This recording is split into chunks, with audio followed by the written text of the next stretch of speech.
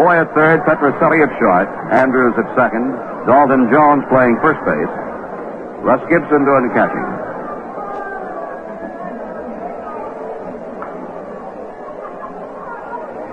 There's the windup by the tall left-hander, and the pitch is inside, ball four. So Tresh draws a walk, and the Yankees have a base runner. And let's see the reaction to Mantles at third.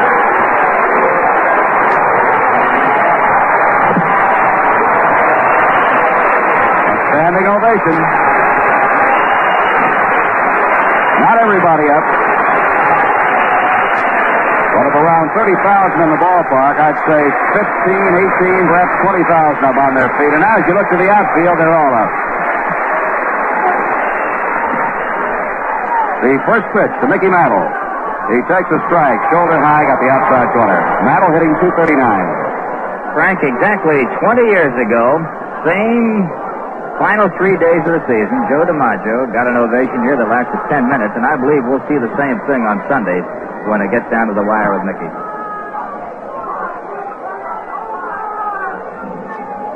Jones holding against Tresh at first. The pitch to Mantle. High fly ball is hit out into right field. Ken Harrelson moving to the glove side, his left. He's under it. Makes the one-hand grab.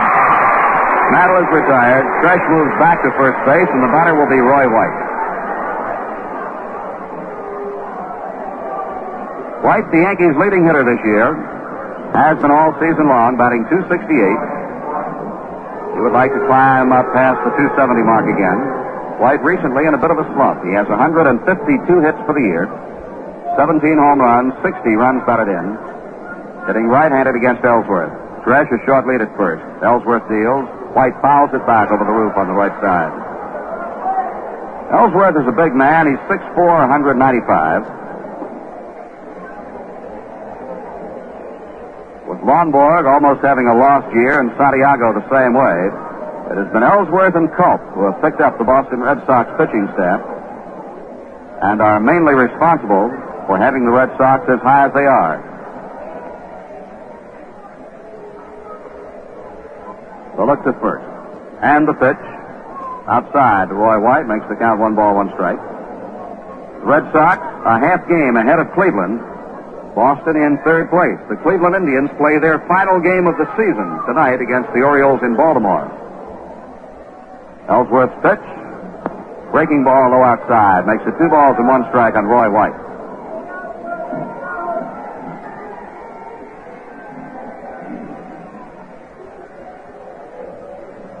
Fresh again. Short lead at first. Left-hander sets and deals, and he's low and inside. Ball 3, 3-1 on Roy White. You're wondering why there's such a big fuss between finishing third and fourth. We noted today in the papers here they figured up to about $800 per man. More for third place than for a fourth place finish.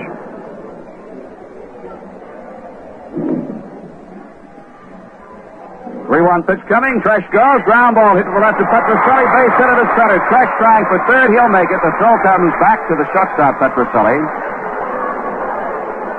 So Tresh running on a 3-1 pitch, and Roy White slams his 153rd hit of the year into center field to put runners at first and third. Frank, in 1954, when the Yankees came in second to the Cleveland Indians and the Indians played the Giants in the series, the Yankees got a winning share of over $1,700.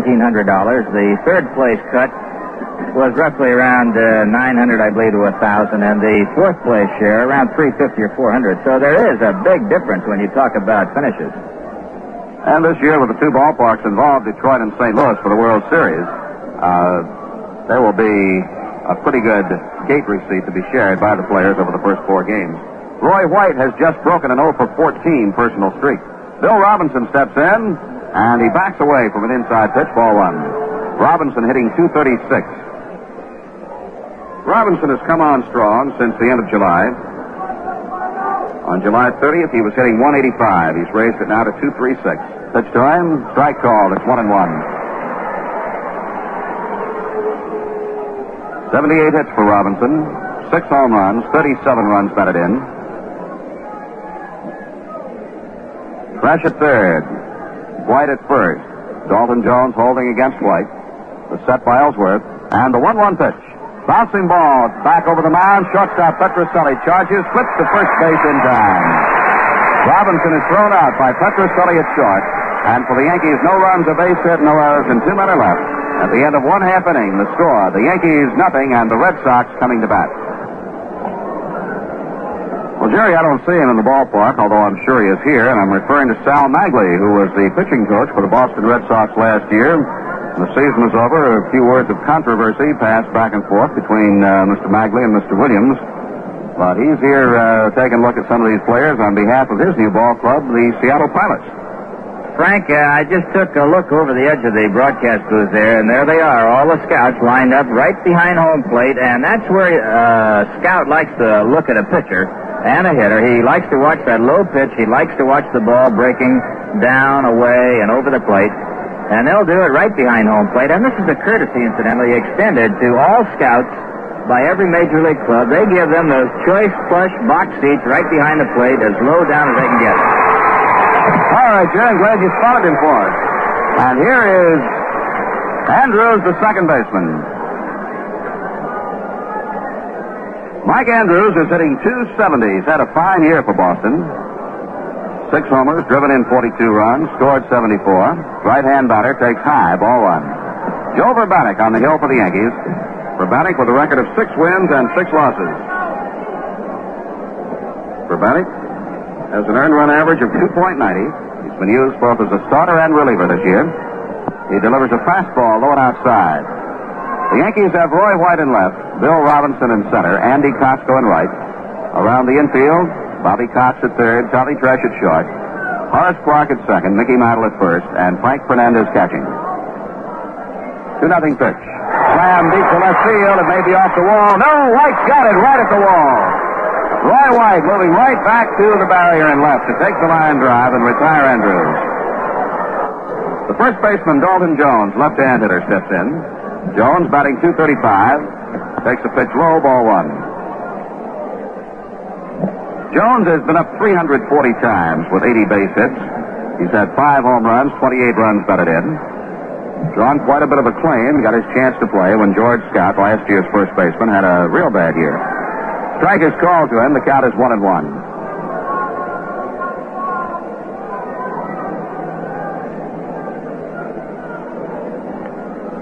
Vrbanek winds, throws. Jones bounces a foul ball past first base coach Bobby Dorr. Eddie Popowski coaches at third.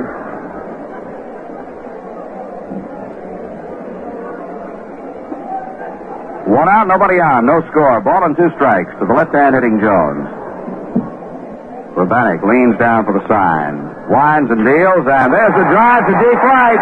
Back goes Costco, and he's got it on the warning track.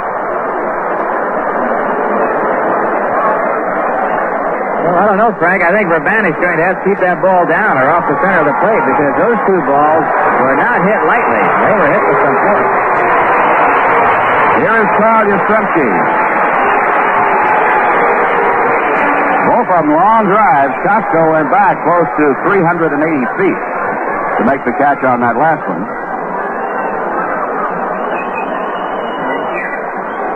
And the pitch to Carl Yastrzemski. Fastball for a strike. Yastrzemski hitting .302 to finish over 300 and become the only 300 hitter in the league. Yastrzemski would have to go roughly 3 for 12, say, in this series. Wind up, the pitch to him. Curve, misses. It's a ball, 1-1. You basically figure a hitter will come up 4 times a game if you're averaging it out. And Yastrzemski would need 3 for 12. He takes a ball 2. 2 balls and 1 strike.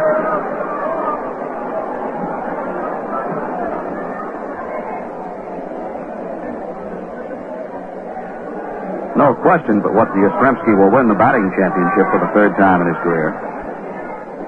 Change up is high, ball 3. Talk about batting crowns. Nationally's got something going. That Rose and Alou are head-to-head. I think it's 332 apiece or 334, but whatever it is, they're knocking heads. 332 is the figure, Jerry. That's right.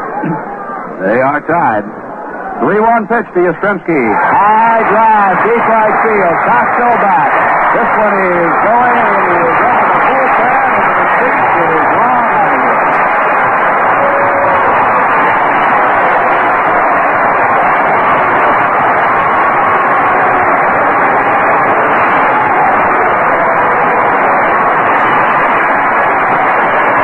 Home run number 23 for Carl Yastrzemski, and the Red Sox lead 1-0.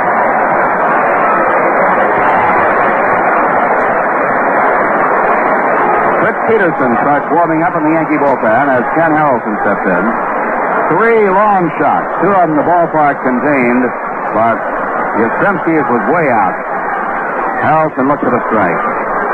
The Hawk, he likes to be called, batting .272, 35 home runs, 109 runs batted in. He leads the American League in RBIs. 4 ahead of Frank Howard of the Senators. Their recent head-on meeting, neither one of them knocked in a run. Roy White plays him back to the warning track in left field. Out in center field, Bill Robinson shaded to the left side, and the pitch bounces off the hand, the throwing hand of Frank Fernandez. 1 ball, 1 strike.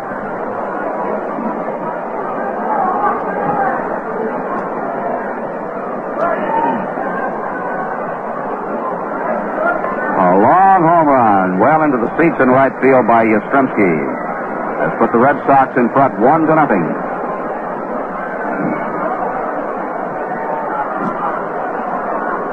The windup and the pitch to Harrelson, bouncing foul off the third base side. 1 ball and 2 strikes.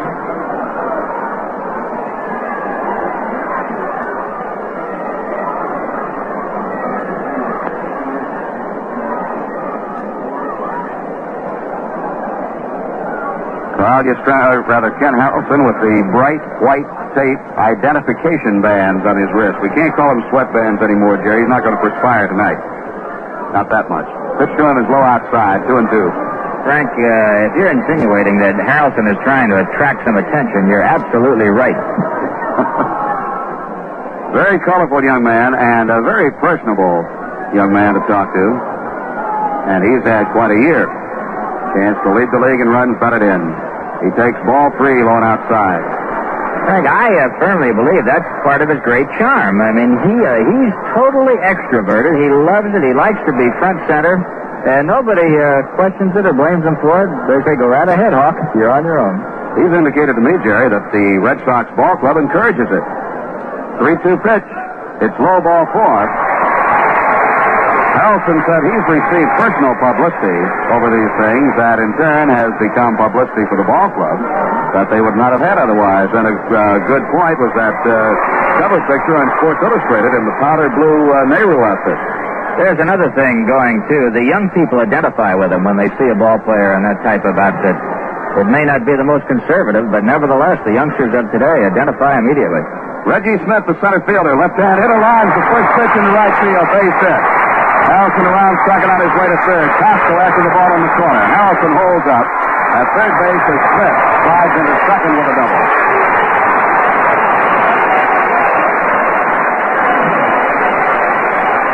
So the tattooing continues here in the bottom half of the first. Another ball well hit. Solid line drive to right field.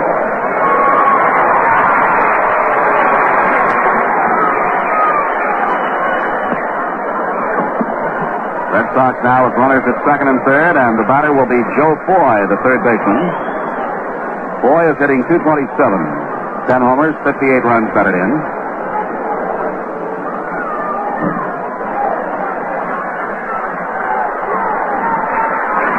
And the fans want more.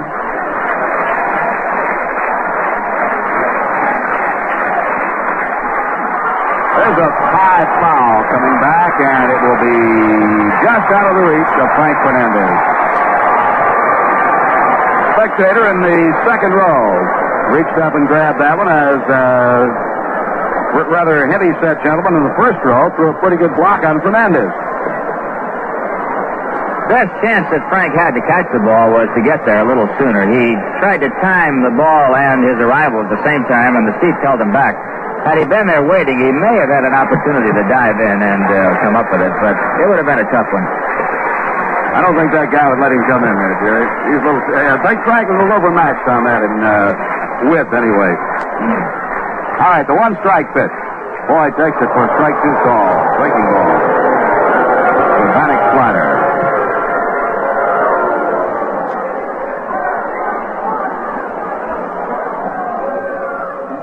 Two on with two gone. Harrelson at third. Smith at second. Two strikes on Joe Foy. Rico Petroselli is on deck. Urbanek wigwag, shaking off Fernandez. Gets another sign. Full windup in the pitch. Hit on the ground foul off the third base side. Picked up by Popowski.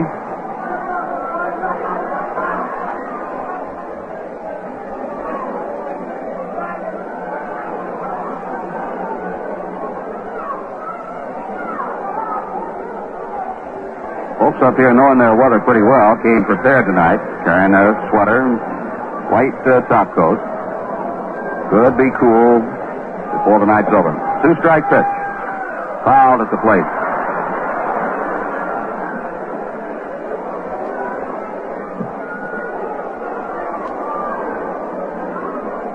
A few times recently, the Red Sox have been working George Scott at third base in place of Joe Foy. Here's a fellow, Jerry, who's very outspoken in saying if he's traded, he'd like to be traded to the Yankees. Joe Foy. He comes from New York, Frank. That'd be a natural deal if he was traded. Wind up, two-strike pitch to him. Outside. 1 ball, 2 strikes. One problem that Joe Foy would have that he doesn't have here, he's got that 402 marker to shoot at Yankee Stadium, and it's about 330 in that same spot here at Fenway Park.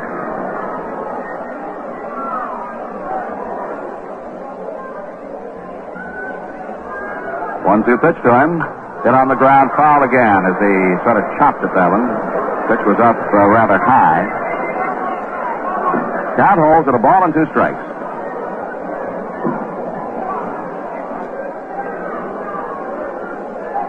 Red Sox are leading 1-0 on Yastrzemski's home run. Harrelson at third. Reggie Smith at second. 2 down. And again the pitch to Foy. Line drive. Base hit out of the right center. 2 runs will score. Foy stops at first.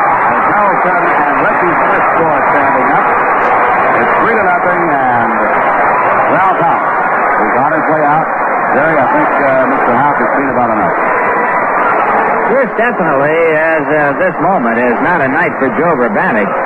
Andrews hit a bullet that White ran down in left field, and Jones did the same thing in right field. One that Costco ran down. Then the towering home run by Yastrzemski, a walk to Harrelson, a double by Smith, a single by Foy. 3 runs across. The Yankees are trailing 3-0. And it looks as though Fritz Peterson will get the nod and come in for Urbanek here in the first inning. As it stands right now, 2 outs, a runner at first, 3 runs across. We've had 1 score in the major leagues, and that was this afternoon. The Cubs beat the Pittsburgh Pirates 4-1. In other action in the American League, Cleveland at Baltimore, Washington at Detroit, Chicago at California, Minnesota at Oakland, and that score will not come in while we're playing tonight. At least I hope it doesn't anyway. They're playing out in California. That's the game the Yankees are watching, the Minnesota-Oakland game, because the Yankees lead the Oakland A's by a single game in that battle for 5th. Another interesting thing that Frank brought up earlier is that the Indians and the Orioles close out their schedules tonight. Cleveland has played 1 less game than the normal 162-game schedule, and that in itself could be a factor in whether the Indians finish 3rd or the Red Sox finish 3rd, that lost game that will not be made up. That's right, Jerry. The only time, of course, you try to make up every game that is postponed for one reason or another.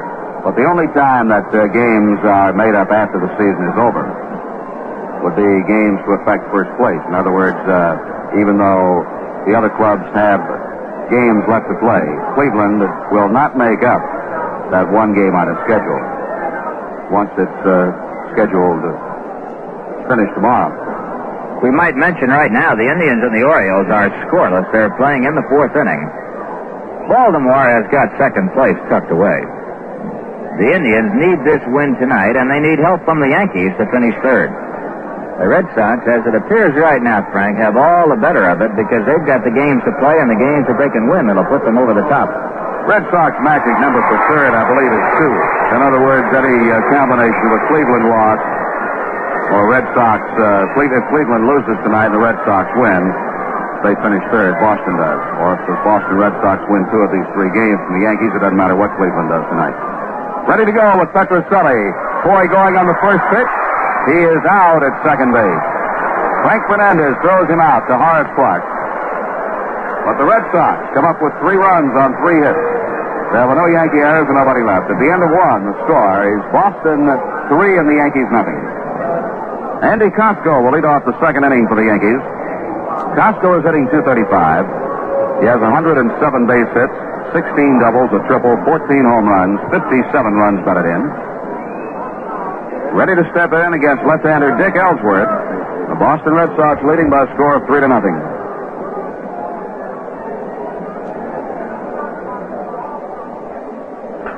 There's the ball. It's to left field, and it is off the wall.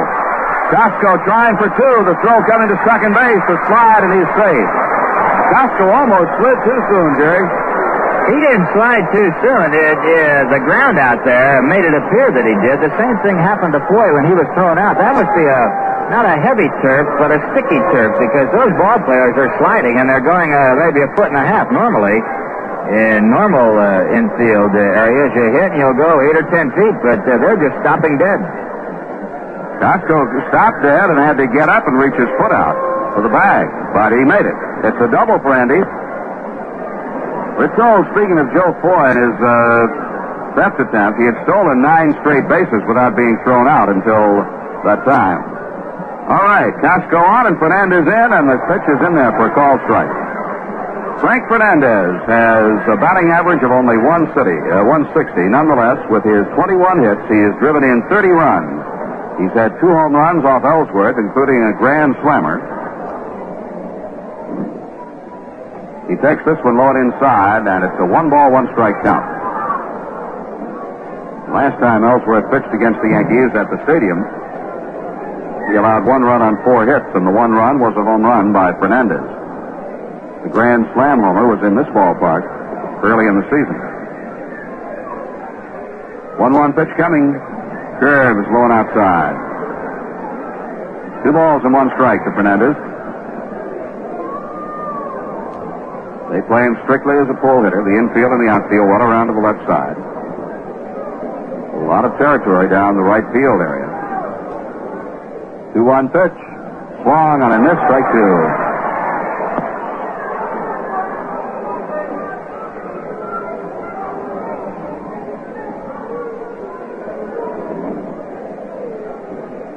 Two balls, 2 strikes. Andy Costco with a leadoff double at second base, taking a good lead. The set by Ellsworth, and the pitch to Fernandez.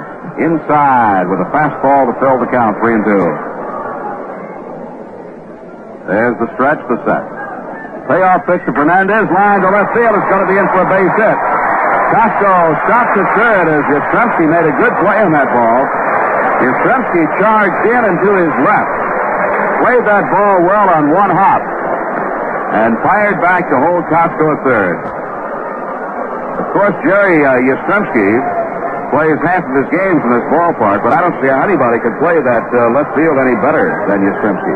No, he's a great outfielder. I don't care whether it's in Fenway Park or Yankee Stadium. He made a great play in the stadium over his head going out toward that auxiliary scoreboard, which is well over 400 feet. One tough thing in Fenway Park, Frank, the right-hand hitters with a man at second base loses several RBIs a year, as Fernandez did with Costco at second base on this one. Normally, that'll score a man. Here's Bobby Cox at the ground ball to short, maybe 2. Petrocelli to Andrews for 1. Back to first, double play. Costco scores, but the Red Sox infield comes up with a big double play. Petrocelli to Andrews to Jones. Just to digress a moment, Frank, the reason it's hard to drive in a man on a ball hit to left field with authority from second base is because the left fielder can play very shallow here. He only has a few steps and he's back to the wall. And therefore, you do lose the RBIs because of it. Fritz Peterson, the batter, swings and misses, strike one.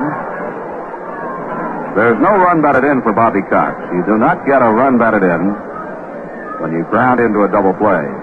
And so there are 2 outs, a run across. 3-1 ball game, Boston leading. Pitch to Peterson is low. 1 ball, 1 strike. 1-1 pitch, foul back. 1 ball, 2 strike pitch. Fly ball is hit out in a fairly shallow center. Reggie Smith coming on for it, makes the catch, and the side is retired. Yankees get 1 run on 2 hits. There were no errors, nobody left. And at the end of 1.5, the score, the Boston Red Sox 3 and the New York Yankees 1. Tiparillo asked the American people what they thought of the world's first menthol cigar.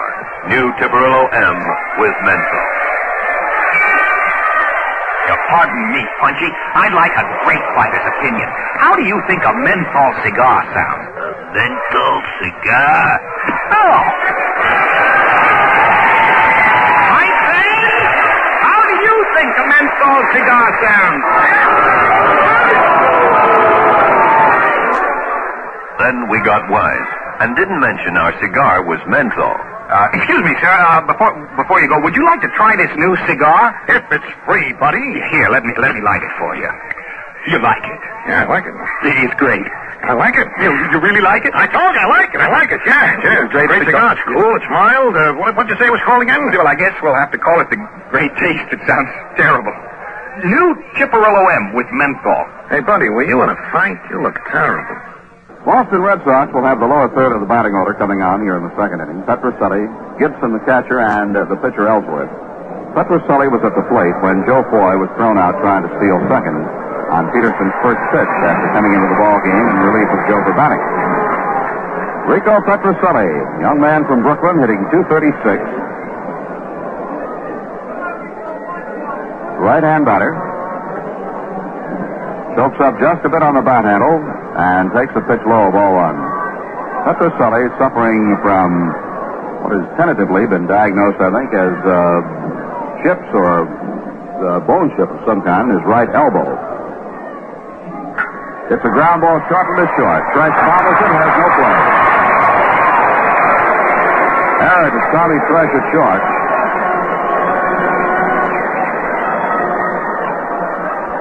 I read one report on Petroselli's arm that the Boston team physician said that the location of the problem denies surgery at this time, that the chips would have to move around a little bit before they could be effectively removed. Not knowing anything at all about those things, I just go by what I read in the papers. I'm sure that Rico would like to have them out when he can because it's been a chronic thing for the last 3 or 4 years. Russ Gibson steps in, hits a high fly ball out into right center field. Costco is after it. Costco makes the catch. Petroselli tags it first, but goes back as Costco unloads a fine throw into Thresh, who is standing on the bag at second. Well, Gibson, first ball hitting, is retired. And now we'll have the pitcher, Dick Ellsworth. Ellsworth has had 3 hits in 70 at-bats. The story I was reading on Petroselli said that if the chips do not move around, he will just have to take medication and learn to live with them. The position they seem to be now, according to the story, surgery would not be effective. Let's see what Ellsworth does. He's a left-hand batter up there to bunt, takes the bat away, and a strike is called over the outside corner. Bobby Cox and Mickey Mantle both charging down toward the plate. Oh, and Mickey said to Fritz Peterson, but they both broke out in big grins.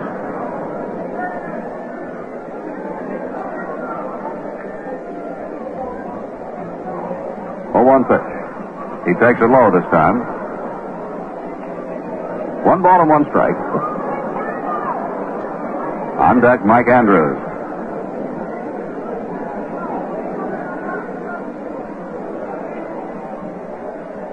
Ellsworth, 6'4", 195. Crowds that plate pretty well. Holds the bat down on the end. Now squares to Bunt. Bunts it down the third base side. Cox kicks the ball, picks it up, throws to first in time. Third base was left unprotected. Federico Petrocelli elected not to try to outrun anybody over there. He stopped at second base. Clark took the throw at first. So the play on the sacrifice goes Cox to Clark.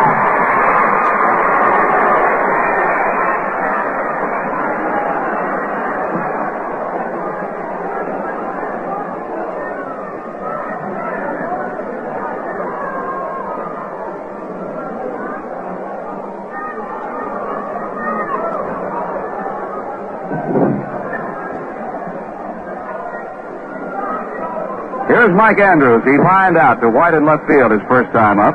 Takes a breaking pitch over the inside corner for a strike. Say, just to our right are a couple of real sweet ball players, and one of the finest hitters around, Johnny Pesky, just on the other side of Eddie Pellegrini here, and both of them played shortstop at one time for the Red Sox. Got all kinds of ex-major leaguers around. There's a ball just outside, 1-1.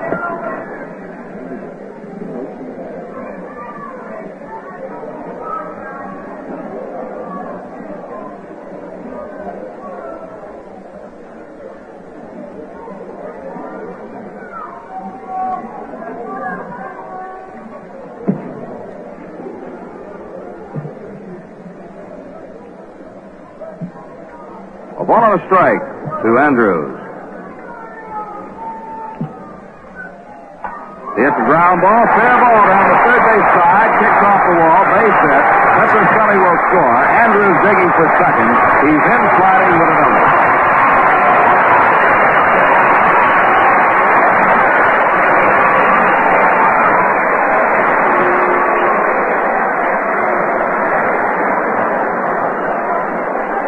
One ball game as the Red Sox score again.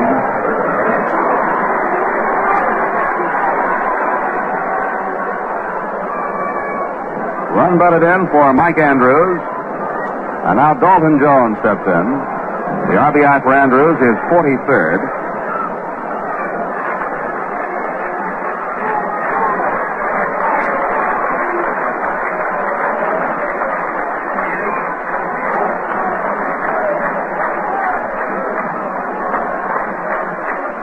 Swing and a miss by Jones.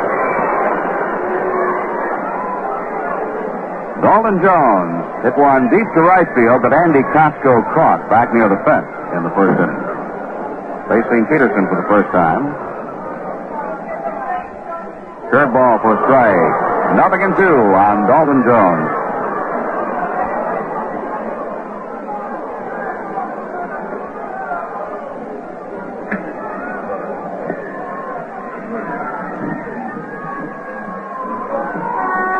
Check swing and a ball outside, 1-2.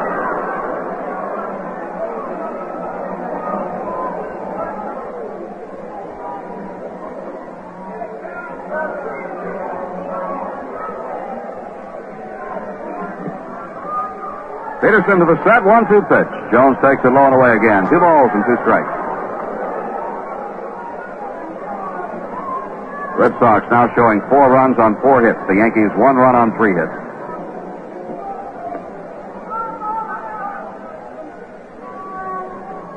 Set by Peterson. Looks back to second, 2-2 deal. Check swing and a foul tip. Strike 3. So the side is retired, but Boston scores 1 run on 1 hit. There was a Yankee error and a man left. At the end of 2, the score, the Red Sox 4, the Yankees 1. There's a double celebration this week at the brand new Salisbury of Scotia Chevrolet dealership, and you're invited. We say double because Salisbury is not only celebrating the introduction of the 1969 line of Chevys this Thursday, but the grand opening of their brand new sales rooms at their new location at the point of Freeman's Bridge Road and Route 50. It's opposite the Schenectady County Airport in Scotia, and it's the Capital District's most modern automobile dealership. Even the auto display floors are fully carpeted from wall to wall. And in the customer's waiting lounge, you can sink deep into comfortable, luxurious sofas and chairs while you're waiting for the world's most competent serviceman to work on your car. Roy Salisbury is out to pamper you and spoil you for any other dealership or deal. So, before you buy any car, come and see the spoiler at the one and only Chevy Marketplace, Salisbury of Scotia. Scotia. The gala grand opening festivities take place this Thursday at 4 p.m. Pete Williams and David Allen of radio and TV fame will be on hand with a live band and free gifts for everyone. Don't miss it. Right here, the Boston Red Sox are leading 4-1 as we go to the third, and Horace Clark will lead off to be followed by Tom Tresh and then Mickey Mantle. Clark on the first pitch of the ball game flied out to center field.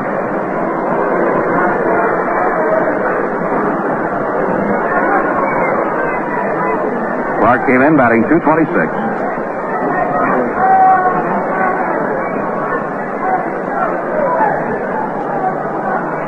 Dick Ellsworth to the windup and the pitch.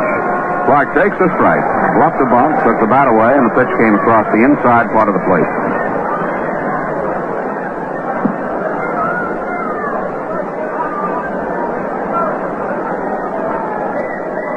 One strike deal, hit on the ground, just foul past third. Boy had no chance for it had it stayed fair. Just foul as it passed the bag. Jerry mentioned earlier we have a good crowd here at Fenway Park tonight, and I understand they're expecting anywhere from 80 to 100,000 for these three final games of the season. Wind up by Ellsworth, two-strike pitch. Clark takes the fastball inside. Unless Crosley Field in Cincinnati takes the honors, I believe this is the smallest park in the major leagues, and they're going to go 1,950,000 in a park that seats about 32 or 3,000. There's a ball, two, just outside to Clark. 2 balls and 2 strikes.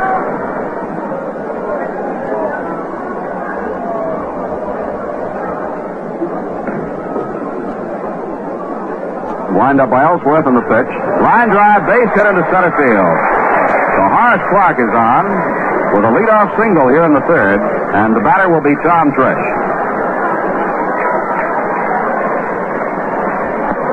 Base hit number 4 for the Yankees. Tresh drew a walk in the first inning, got as far as third base on Roy White's single to center. Mickey Mantle on deck.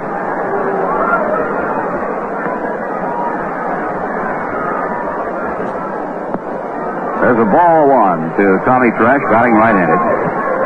Jerry mentioned Crosley Field. Its listed capacity just under 30,000. 1-0 pitch. Line out into center field. Reggie Smith, though, has got a beat on it, makes the catch. Horace Clark dashes back to first. Tresh hit that ball well, but within range of Reggie Smith. And the batter is Mickey Mantle. Harold Chase in the Boston Globe wrote quite a column about Mickey Mantle today. The lead paragraph, this may or may not be Mickey Mantle's last weekend ever at Fenway Park, but in case it is, let Boston be properly appreciative. Mickey looks at a curve for a strike. Going back, since Mantle first played at Fenway Park at the age of 19 in 1951, no visiting ball player has caused as much excitement. 1 strike pitch. Inside, 1-1.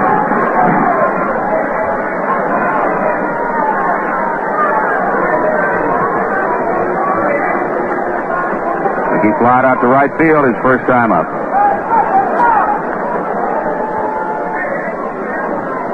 One delivery, foul back over the roof. Babe Ruth hit 43 home runs at Fenway Park for the Yankees. Mickey Mantle has hit 38 in this ballpark.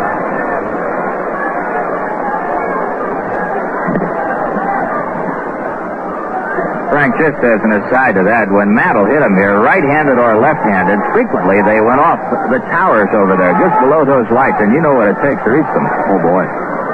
1-2 pitch. Low and inside with a fastball. It's 2-2.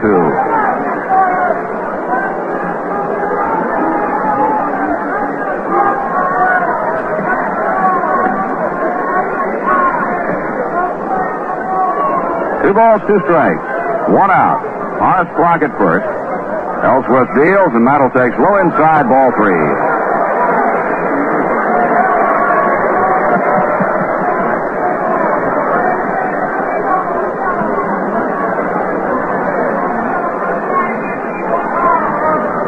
Full count, 3-2. Boston is leading by a score of 4-1. We're in the top of the third. Ellsworth reads Gibson's sign, starts a short stretch, sets at the belt. The pitch, fouled away to the seats on the first base side. Dalton Jones gives it a run, but it's well back in the seats.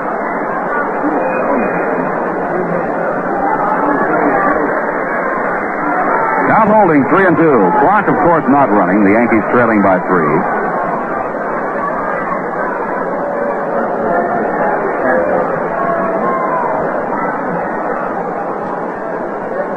Touch of the rosin bag by Ellsworth.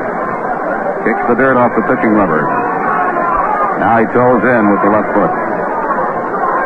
Gloved hand on his right knee. Has the sign. Starts the move. 3-2 pitch to Mickey. It's high, ball 4, and Mantle is on. 2 pitch to Mickey. It's high, ball 4, and Mantle is on.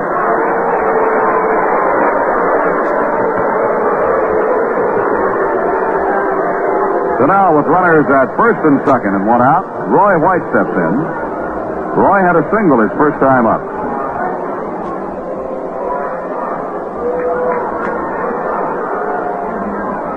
Roy leads the club in runs, 87, base hits, 153, doubles with 20, runs batted in with 60, and stolen bases with 20.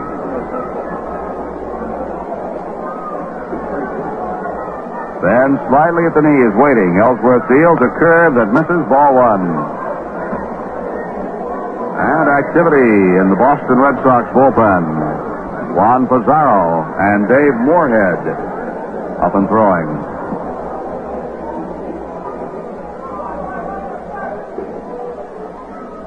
One-0 pitch. White takes it outside, ball 2.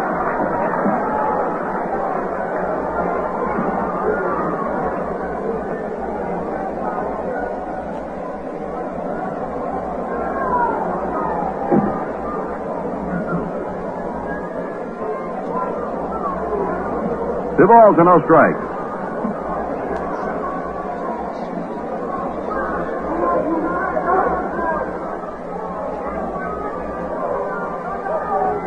There's the set, the 2-0 pitch. Foul to the seats over the first base dugout.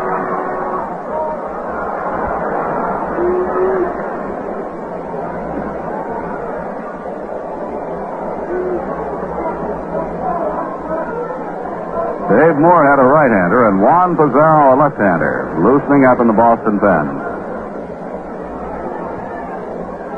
Red Sox are leading 4-1. 3-run lead doesn't mean a whole lot in this ballpark.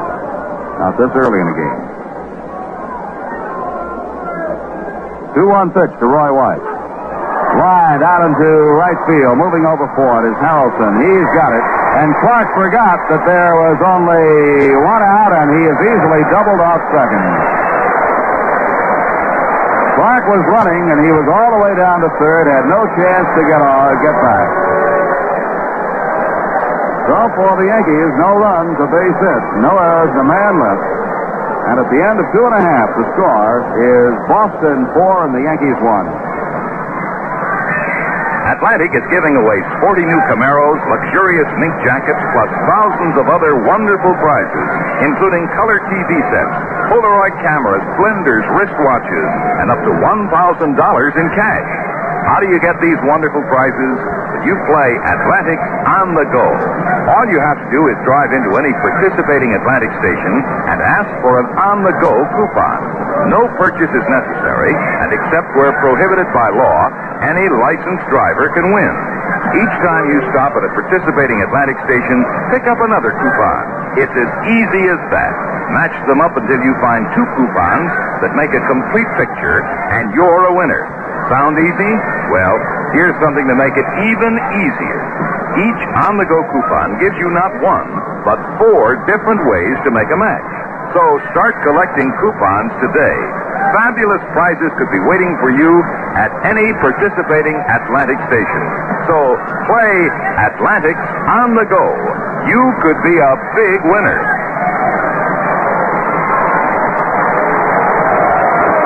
Yastrzemski will lead off the bottom half of the third for Boston.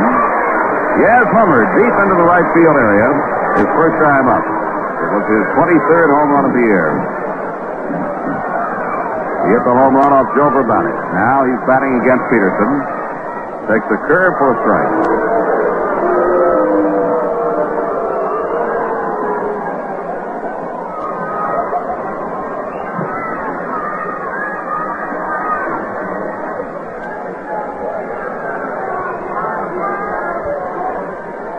Harrelson on deck.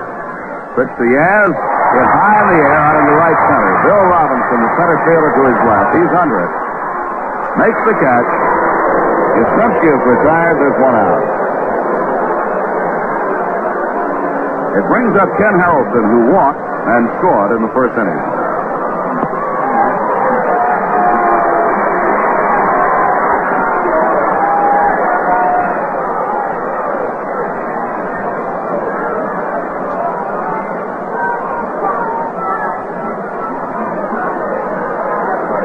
Pitch to Harrelson.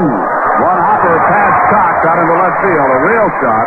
Roy Whitefield fires in towards second base. And Harrelson has his first hit of the night. Sharp single to left. The second hit off Peterson. And base hit number 5 for the Red Sox. And here is Reggie Smith, who had a double to right field his first time up. Smith swings around now and bats right-handed against the southpaw Fritz Peterson.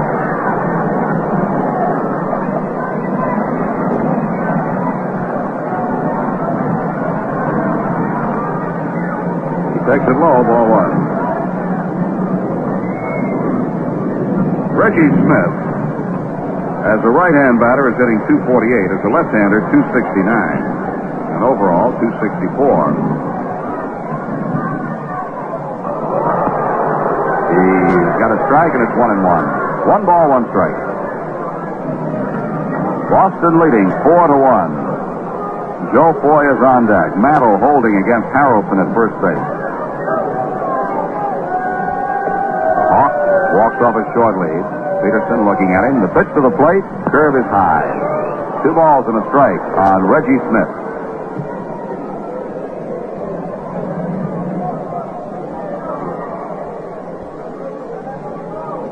Reggie Smith has a 6-game hit streak after his first inning double.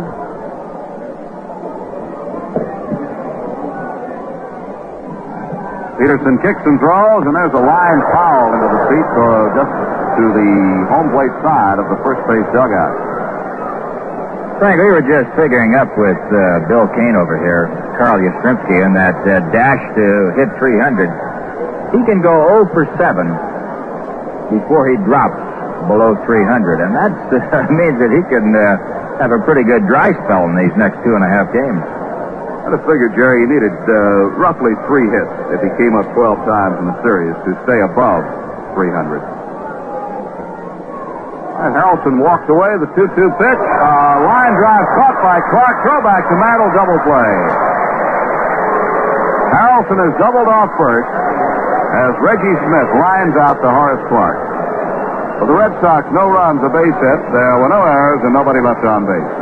And at the end of 3, the score, the Red Sox 4 and the Yankees 1. Well, we'll take a brief look at other scores for you while we have just a moment here, and Jerry Coleman gets all set to come in with the play-by-play. At the end of 5, the Cleveland Indians lead Baltimore 1-0. Sam McDowell pitching for Cleveland, Roger Nelson for Baltimore. At the end of 1 inning, Washington and Detroit are scoreless in Detroit, with Joe Coleman pitching for Washington and Joe Sparma for Detroit. Later tonight, White Sox and the Angels at Anaheim, and the Twins and the Oakland A's in Oakland.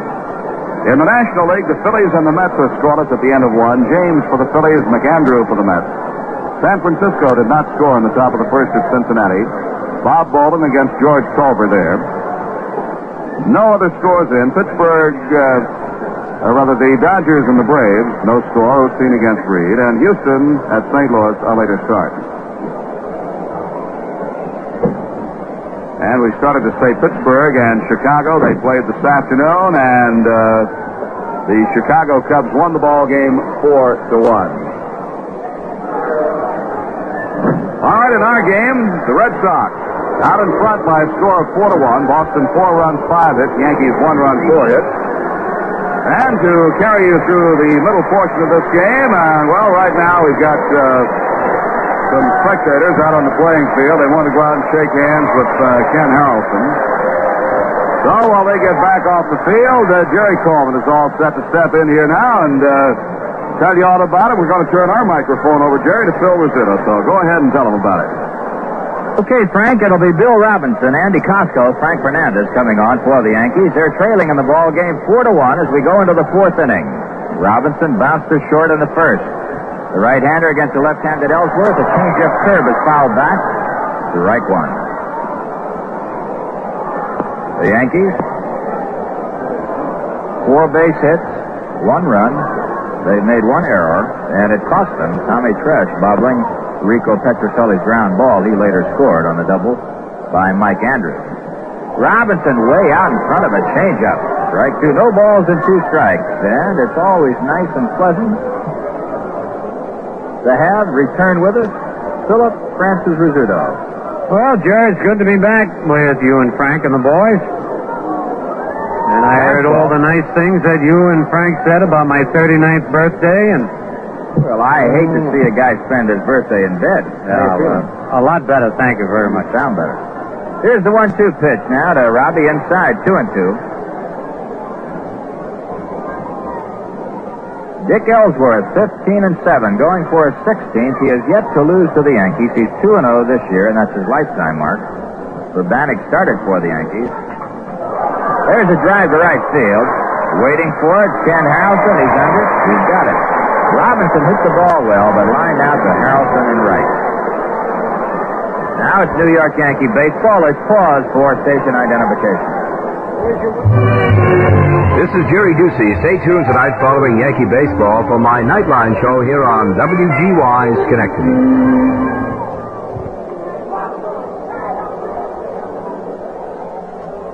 Costco doubled and scored the only Yankee run. He unloaded on one, dead center field. That's got to be way up there, off the wall. Bouncing back into center, and Andy Costco, does he own Dick Ellsworth? A double. Back-to-back doubles for Costco.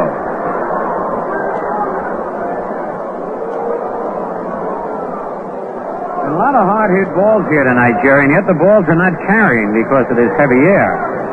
I thought for a while that ball might reach the center field seats, and that's some poke. That's 400 feet, and it's got a high fence. I'd say at least 20 to 25 feet out there.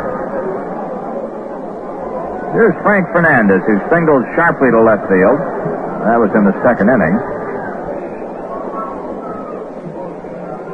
Fernandez 1 for 1, facing Dick Ellsworth at second base Costco, and Frank fouls this one off, strike 1.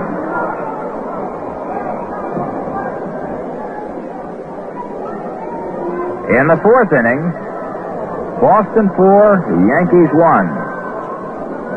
The big blow tonight, a home run by Carl Yastrzemski.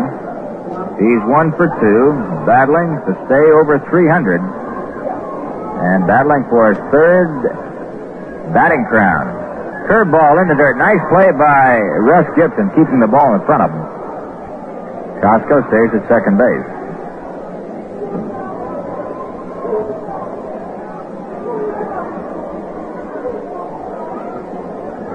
Carl Yastrzemski could be the only man in the history of the American League to winning batting titles, batting under 300 in the history of either league, as far as I know.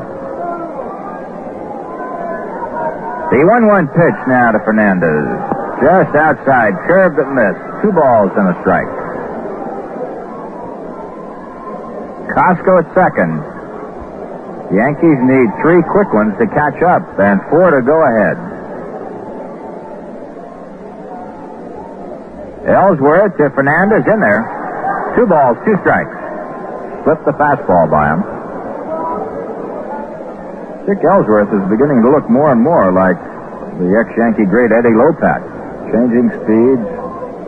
Sort of short arms the ball every now and then. Gets you way off balance.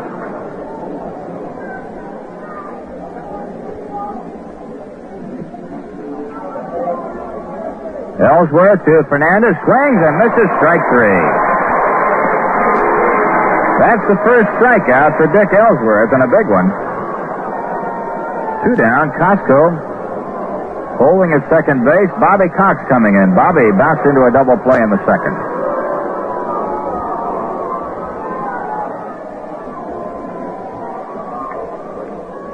Cox finishing out a fine rookie year, a year that saw him literally fight his way to that third base spot.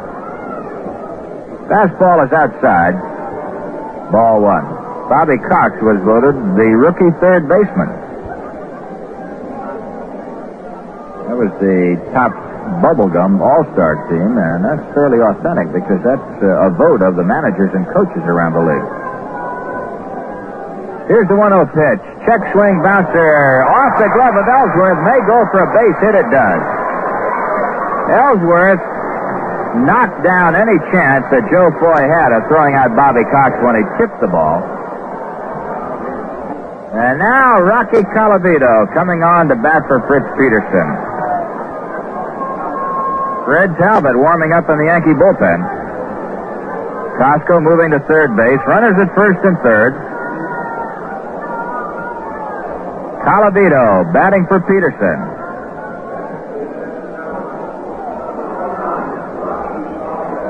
Looking down just to the right of the Yankee dugout, we see our president, Michael Burke.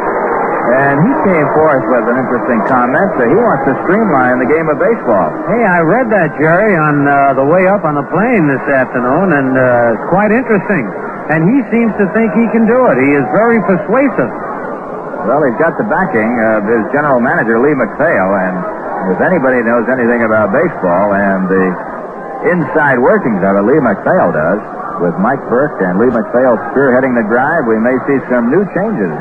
Well, I'd like to see that. Changes. How do you like that for a redundant statement? It's like pizza pie. That's being redundant. But that 20-second rule is the one I'd like to see, in effect. Here is Colavito. He takes inside, ball one. Runners at first and third, 2 outs. Still, let's discuss that when we have a minute. As soon as there's a lull in the game about that 20-second rule. There are some kicks in it that many fans are not aware of relating to men on or men not on. The 1-0 pitch. Colavito takes it inside. 2 balls, no strikes.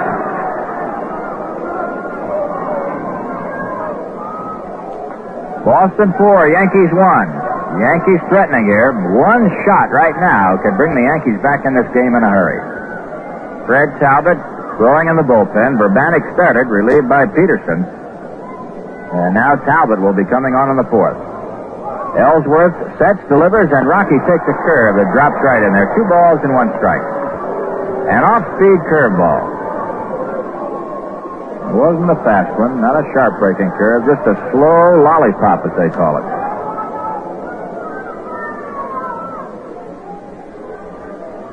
Two outs. 2 balls and a strike. Colavito waiting. Ellsworth delivers. There's one high in the air near the shortstop. Under it, Petroselli waiting. He's got it. The side is retired. For the Yankees, no runs, 2 hits, 2 left, and the score after 3.5. Boston leading the Yankees 4-1. Variety is the spice of life. Take the variety of spicy new 1968 Chryslers, Plymouths, and Imperials from Ted Pepper and Latham, for example. There's still a good selection left. And you'll want to buy from friendly, helpful people who will bend over backwards to make sure you're satisfied in every way. Oh, and while you're there, register for a portable color TV from Ted Pepper. Nothing to buy. Absolutely no obligation. Just submit your entry, and don't forget all those beautiful new 1969 Chryslers, Plymouths, and Imperials are now on display at Ted Pepper. Stop in, browse around. You'll like what you see at the home of pepperality. That's Ted Pepper in Latham. A few minutes from any major city in the Capital District, and just a couple of minutes off the Northway Exit 5. See Ted Pepper in Latham, Route 9, 1 mile south of the Circle. Your Chrysler, Plymouth, Imperial dealer with a real spicy new car deal. Well, we've got Fred Talbot coming on, and let's go back a bit, Phil, about that 20-second rule. And how it's so useful, but in some cases, with men on, it really serves no purpose. Right. Well, I would like to see it changed so that it complies equally as well with men on and with nobody on. It would definitely speed up the game. As Jerry was saying, with a man on and the pitcher getting the ball, he can take as much time as he wants. He can take all day. Now, with nobody on, he gets the ball, and he gets on that rubber. He's supposed to have 20 seconds to pitch. I've never even seen that enforced. Even though Mr. Finley had that clock out in Kansas City for a while, they never enforced it. But I think that would definitely speed up the game, Jerry.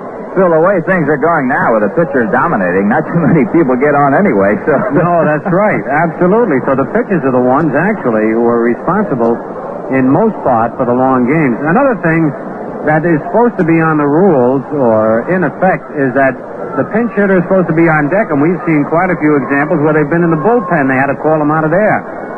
There are all kinds of things that can help speed up the game, but the key, Phil, I think you put your finger on it, is the pitcher. How he pitches and the speed with which he pitches really dictates the speed of the ballgame. All right, we're moving into the bottom of the fourth. Here's Joe Foy, who singled to center field and was out trying to steal. That was in the first inning. Foy facing Fred Talbot. Talbot, I'm sure, a Yankee who will happy to see this season go by the board. Fred delivers low, and it's ball one. Talbot, with a record of 1-9, has a respectable earned run average, though, of 3.28. He's making his 29th appearance of the year. Fred into the windup. Fires inside to Foy. 2 balls and no strikes. One nice thing about Fred Talbot, and these are things I think that measure the man. At no time did he not give everything he had, nor did he not try as hard as he could, nor did he grumble. I never heard him grumble. Right, he never did gripe. Foy takes low and inside, 3-0. I've seen pitchers who go 0-3 for the year, and they find 38 reasons why they're 0-3, and they've got everybody else that they're blaming instead of themselves.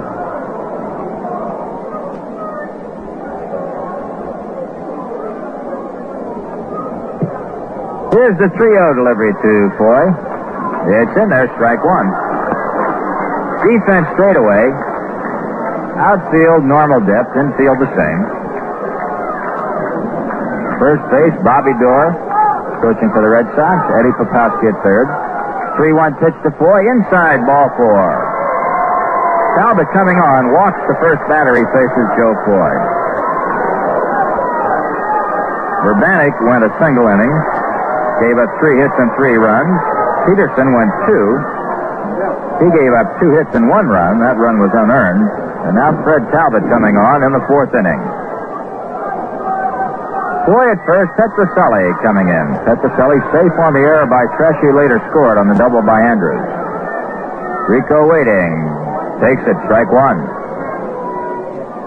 Nice to see Petrocelli back in the lineup for the Red Sox. Considered by many to be as good as anybody out there at short. Arm's still a little tender, I understand, Jerry, but he is throwing better than he was earlier.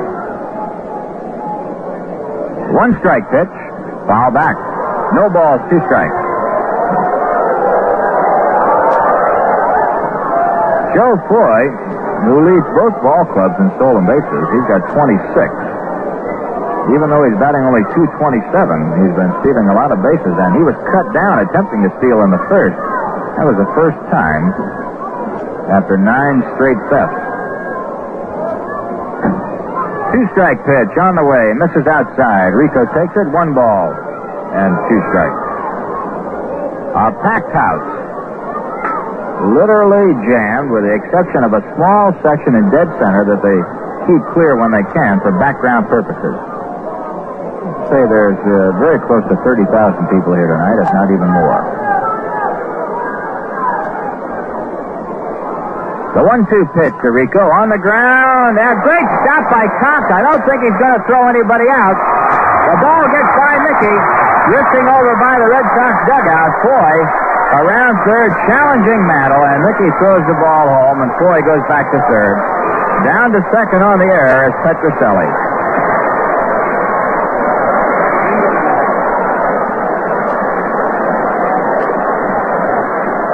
They're giving Petrocelli a single and charging Bobby Cox with an error. All the way to third base is Foy, and down to second on the air goes Rico. That happens so often, Jer. Great play, and then there's no need of a throw, but for some reason the reflexes, they throw the ball, had no chance to get Petrocelli. Russ Gibson, the catcher, flied to right in the second. The Red Sox are threatening the Yankee infield in tight. They trail by 3 now. It's a 4-1 game. Swing and a miss by Gibson. Strike one. Understand there's a big doghouse out in the bullpen with Elston Howard's name on it, Bill. Yes, I understand. Ellie was griping a little bit and came out in front. But, of course, Dick Williams, nothing new with him. He's got a lot of people in his doghouse. I think he'd feel a little upset and insulted if he didn't make it sometime during the season. Strike right in there to Gibson. No balls and 2 strikes. Although I will say this, it's hard for me to understand how Elston Howard could get in anybody's doghouse. Well, I guess he felt like he was in good shape and wanted to catch, and Williams just wouldn't catch him.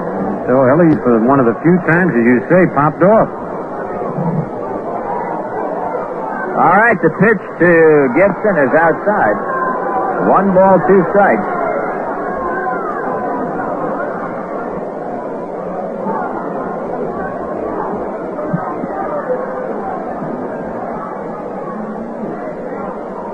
The runners at second and third, infield in, nobody out. 1 ball, 2 strikes to Gibson. Talbot into the windup, delivers inside, just didn't miss. 2-2. It's rather a coolish evening here in Boston, and yet without any wind blowing, and there's hardly any at all, you don't notice it. It's the wind, really, that gets you. At least it does up here when it blows in our face. We're on the roof. Talbot again, the 2-2 pitch to Gibson. Fouls it back, got a piece of a high fastball. That's the one he likes.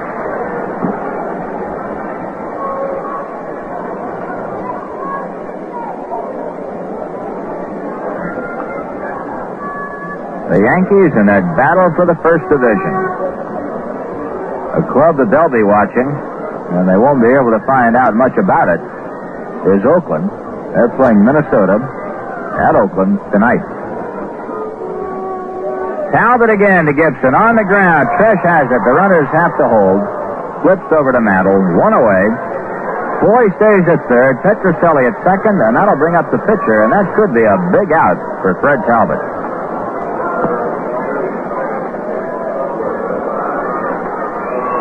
Hitters love to bat with that infield in. The ball was hit fairly good, but a 1-hopper directly to Tommy Tresh. The infield stays in because the Yankees now looking for a possible squeeze. Ellsworth sacrificed in the second.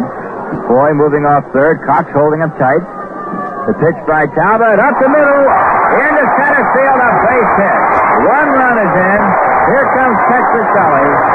And Dick Ellsworth helps his own cause with a 2-run single.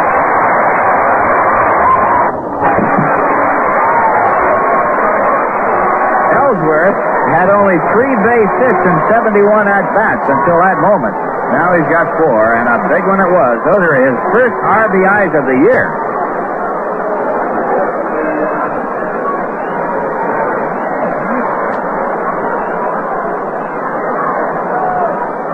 Six to 1. Boston leading the Yankees, bottom of the 4th. The leadoff batter, Mike Andrews, line to left and double to left. 2 runs in. Ellsworth at first. 1 away. Andrews waiting. Talbot sets, delivers. Fastball down the middle, strike 1.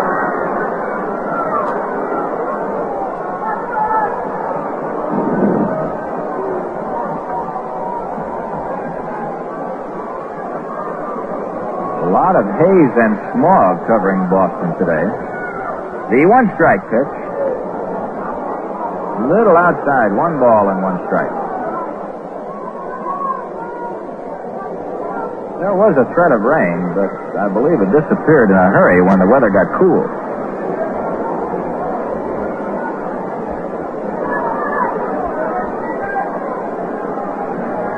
Talbot sets again, delivers, and Andrews takes low. 2 balls and a strike. Tomorrow it'll be Mel Stottlemyre and Jim Lonborg.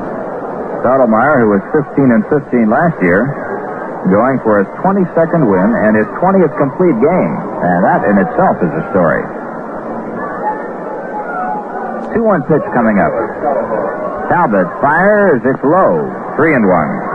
The last Yankee to win 22 was Whitey Ford. He was 24-7 in 63. And the last right-hander was Ralph Terry, who was 23-12 in 62. The last Yankee pitcher to have 20 complete games was Allie Reynolds in 1952. 16 years ago, he had 24. So Stottlemyre reaching out for some big piece of a little credit that he ought to get, and deservedly so. The 3-1 delivery. Oh, down goes Andrews. Almost nailed him. Full count. Ball 4.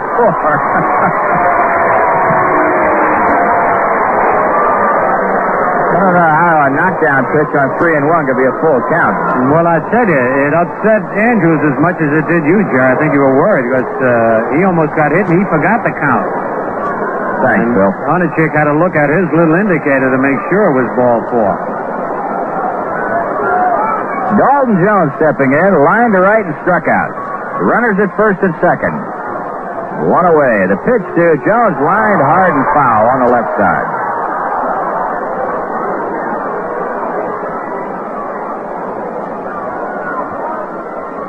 Six to 1 Red Sox, the last of the fourth.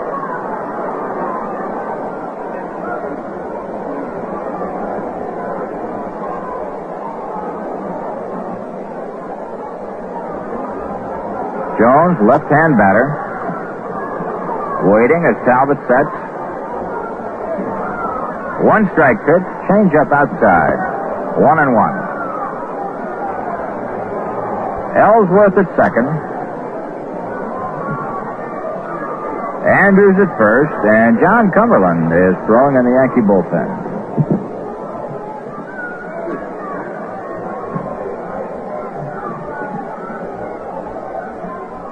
Talbot delivers to Jones. A little low. 2 balls, 1 strike. On deck, Carl Yastrzemski.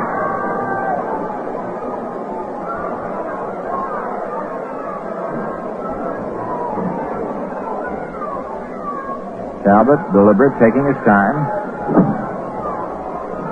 Kicks, delivers, there's a foul back. 2 balls and 2 strikes.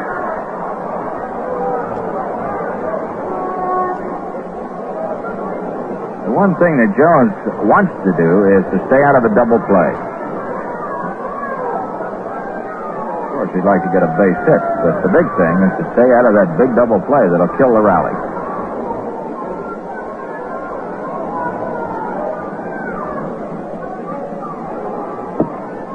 Talbot ready again now, getting the sign from Fernandez. Delivers again. There's a ground ball to Tresh. This could be 2 to Clark.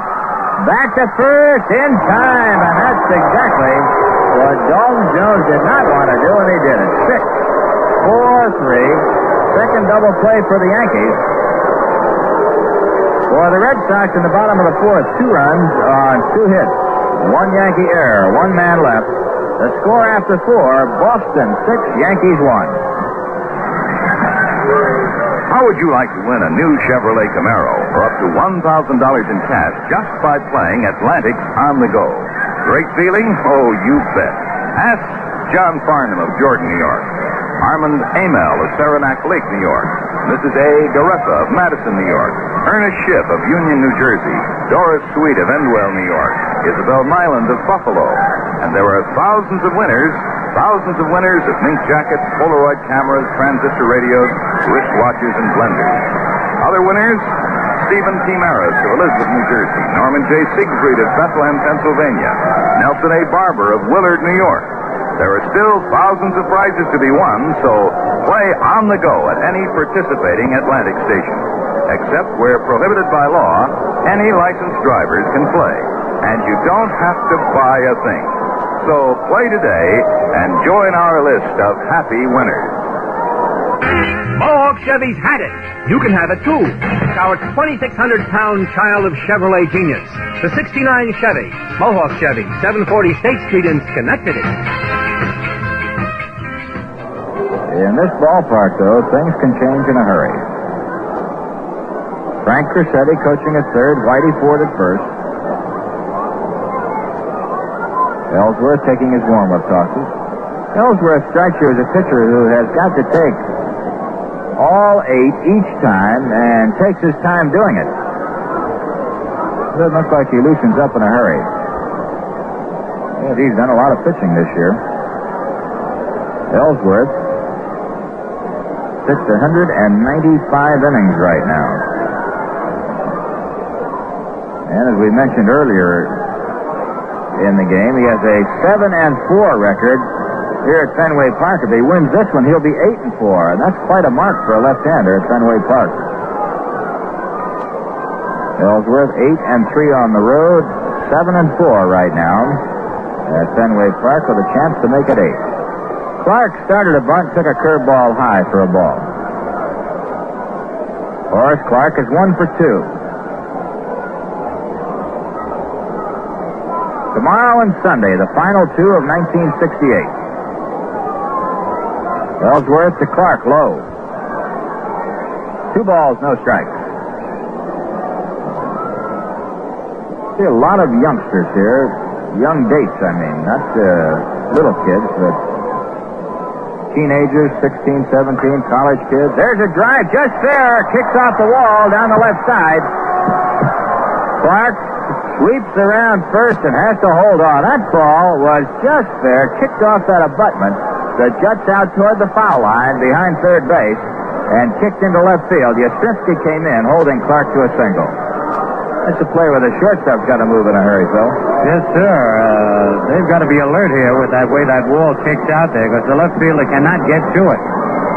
Strange ball game. Each team with 7 base hits, but the Red Sox have made theirs count. Tommy Tresh, who walked and flied to center field. From the right side, hits a 2-hopper foul, heading into the Yankee dugout, and there it goes. Strike 1.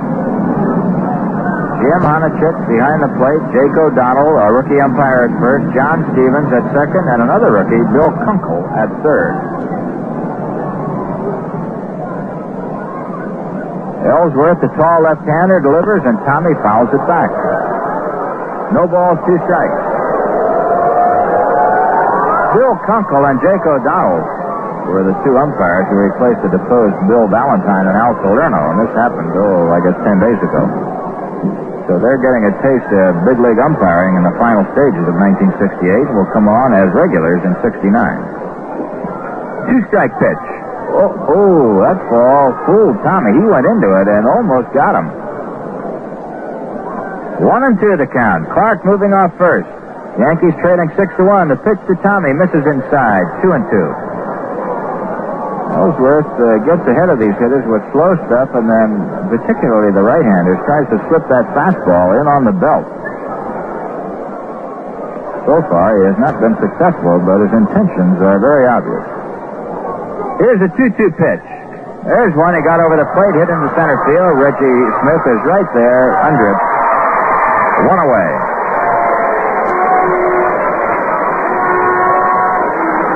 Now Mickey Mantle.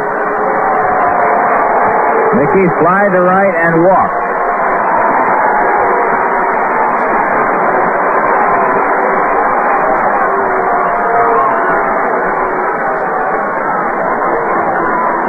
The walk to Mantle was his 106,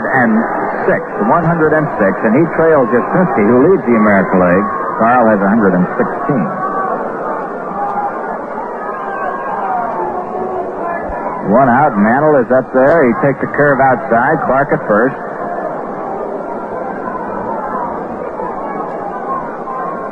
One ball, no strikes.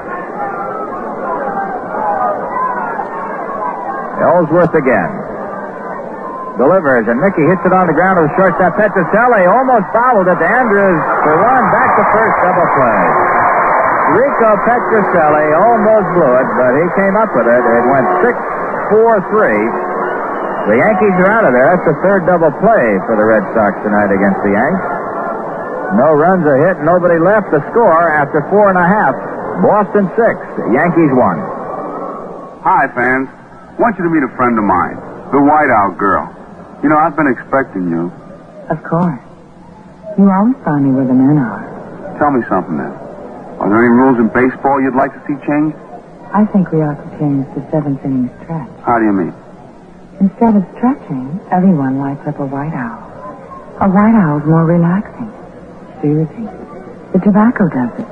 It's aged slowly, mellowed longer. But the 7th inning stretch is a tradition. show off White Owl cigars. You see them everywhere. The stands are filled with them today. Just look around at all the reindeer, Invincibles, and New Yorkers. They're everywhere. The 7th new White Owl. I think I'll write the commissioner about it today. Just think. All those men at the same time finding out you get a lot more from a white owl than just smoke. With Carl Yastrzemski coming on, we pause for station identification. Tonight, following Yankee baseball, join me, Jerry Ducey, on my telephone talk show Nightline here on WGY's Connected.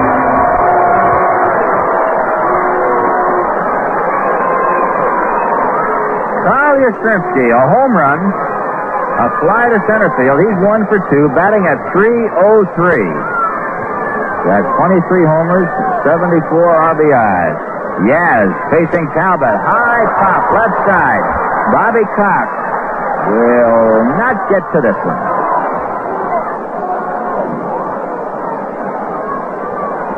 That one dropped behind the Yankee dugout. Every at-bat for Yastrzemski, vital. 2 more base hits will just about put him over the top, unless he runs into one of those 17-inning ball games where he goes 0 for 8. Carl takes a low. 1 ball, 1 strike. I've got kind of mixed emotions about Yastrzemski. I want to see at least one American Leaguer hit over 300. And he's got to do it. To do it, he's got to get base hits against the Yankees, and he got the home run tonight. Let's let him get them all tonight. Right. As long as we're behind 5 runs, and we'll hold them in from here. 2 balls and 1 strike now. They have 4 300 hitters in the National League, and how about that Rose and Alou? They're 332 head-to-head coming into tonight's action. Left field, well hit. Roy White may get it. He can't get it. Another base hit for Yastrzemski. He drifts into second base with a double. And that could just about put Yastrzemski over the top. Boy, he hit that one, Jerry.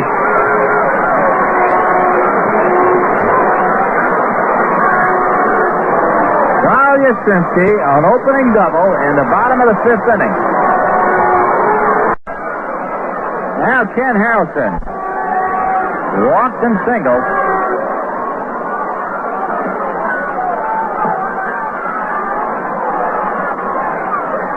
Before Yastrzemski got that double, he could have gone 0 for 7 and still held on to a 300 average, so that gives him maybe 0 for 9 now, with 2 games to go.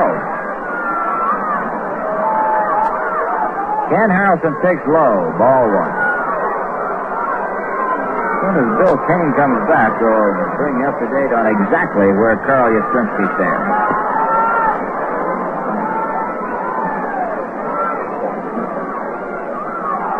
Carl at second base. Boston 6, Yankees 1. Ken Harrelson the batter. Harrelson leads the American League in RBIs with 109, and that's 4 ahead of Frank Howard. So Harrelson with a chance to pick up another one. Yastrzemski at second. Talbot sets, delivers. Ken takes low. 2 balls and no strikes. A lot of personal honors are up for grabs in these final few days, both in the American and the National League. Batting titles, RBI titles, and that batting race in the National League are real thrillers. No question about who will win it in the American. Yastrzemski will win it. It's a matter of whether he's over 300 or not. Here's the 2-0 pitch. It's outside.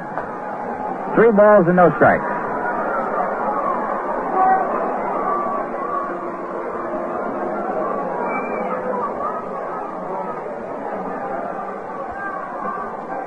Three and 0 the count. Ken Harrelson, high stirrups, pulls those socks way up there. See a lot of white. He's waiting from the right side. Yastrzemski at second.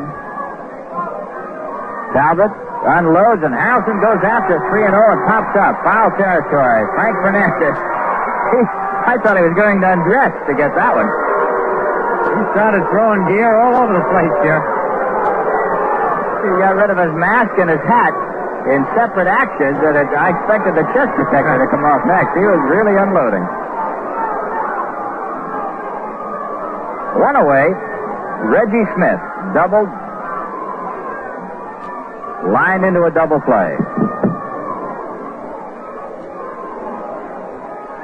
Reggie Smith, a switch hitter, batting from the left side against Fred Talbot.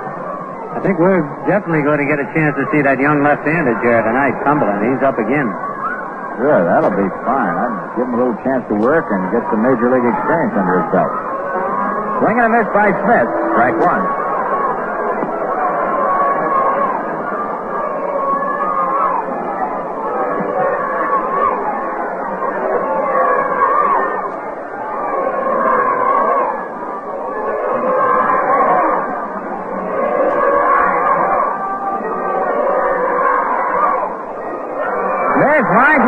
He's got it. What a play by Bobby Cox.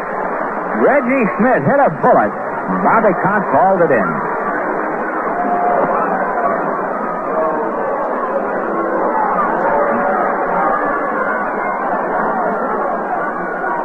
Here's Joe Foy, who singled and walked.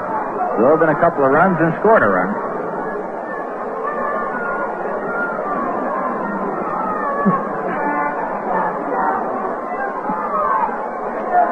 Joe Foy is waiting as Talbot delivers, and he misses outside, ball one. Carl Yastrzemski at second. He opened with a double.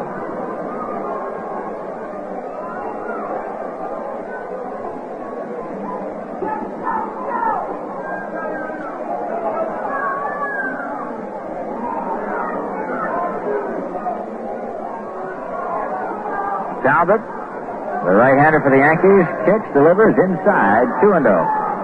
Well, Carl Yastrzemski, right now, as he stands after the 2 for 3 that he's got tonight, can go 0 for 8 and still be a 300 hitter.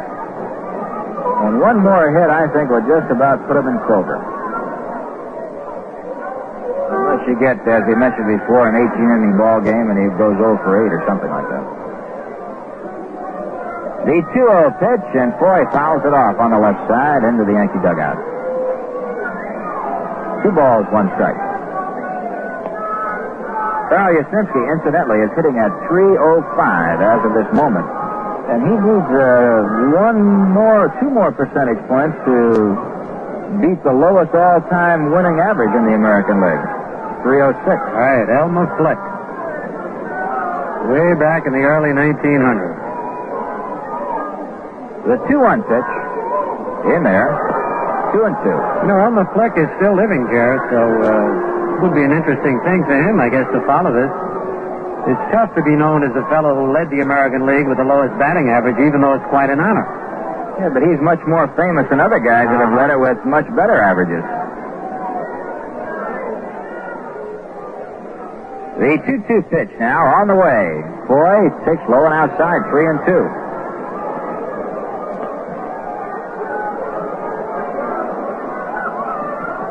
Outfield, infield, just about straight away. Robinson shading a little to the left and center.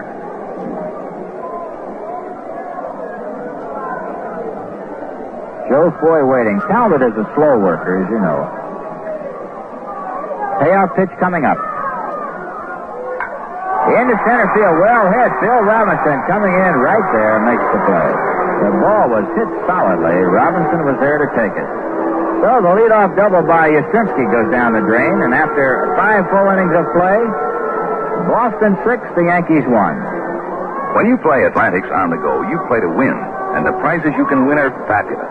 Prizes like a new Camaro, a color TV, a Mick jacket. But On the Go has something else going for it besides big prizes. On the Go is 4 times as exciting as other big prize awards because On the Go gives you 4 ways to win. Each On the Go coupon has 4 sides. Each side has a part of a different picture. Match any one of these 4 sides to another On the Go coupon for a complete picture, and you're a winner. Lots of prizes, lots of cash. Easy to play, and no purchase is required to qualify, just your driver's license. Except where prohibited by law, you can stop at any participating Atlantic station as often as you like to pick up another On the Go coupon. Atlantic wants you to win, so get in on the fun and get in on the prizes. Or to put it another way, get on the go with Atlantic.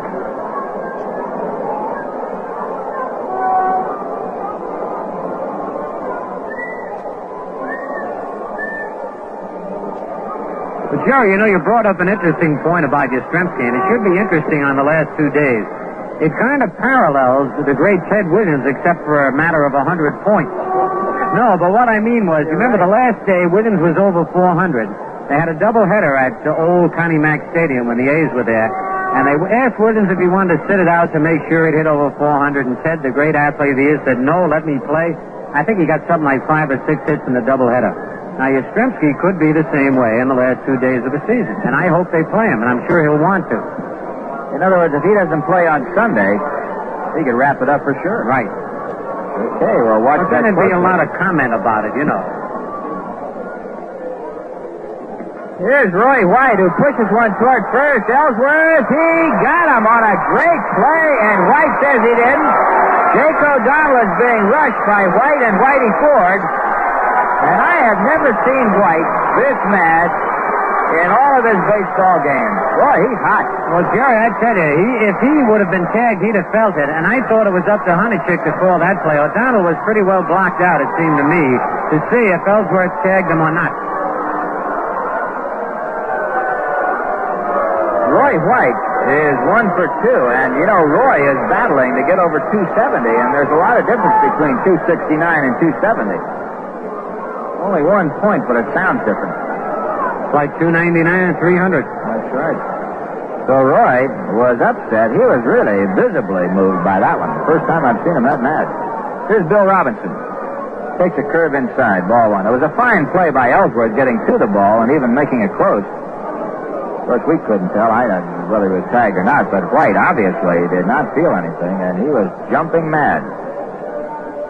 Robbie fouls one to Frank Crissetti at third. On the short hop, he's got it. We got a lot of old ex-infielders around tonight, starting way back with Jumpin' Joe Dugan, the old Yankee third baseman, Eddie Pellegrini on our right, Johnny Pesky, Jerry Coleman, Bill Rizzuto. Oldest of them all. Robbie now has one. It's a 2-ball, 1-strike count. 1 out. Yankees are trailing 6-1. We're in the 6th inning. Bill fouls this back. 2 balls, 2 strikes. Robinson is 0 for 2. Bounce to short. Line to right. Bill came into the game at 236. 6 home runs, 37 RBIs. Right-handed batter facing the left-hand pitcher, Ellsworth. The next one on the way. Robbie fouls this one, and Frank very wisely at third base decides to let the fans have a shot at this one. That had a little more mustard on it. Count holds 2 balls and 2 strikes. Costco on deck. Robinson waiting. Ellsworth delivers. Left field. Yastrzemski coming on. He makes it a one-handed play. Again, Bill Robinson hit the ball sharply, and only in this ballpark would he have been out because of the shallow depth of the left fielder, Carl Yastrzemski.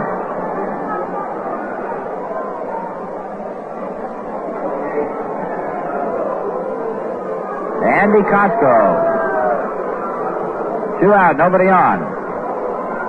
Curveball in there, strike 1. They're always looking for right-hand hitters, Bill, and yet all the people that have led the league for the Red Sox have been left-handed. Williams, Runnels, Goodman, Yastrzemski. High fly, straight away center, drifting under it.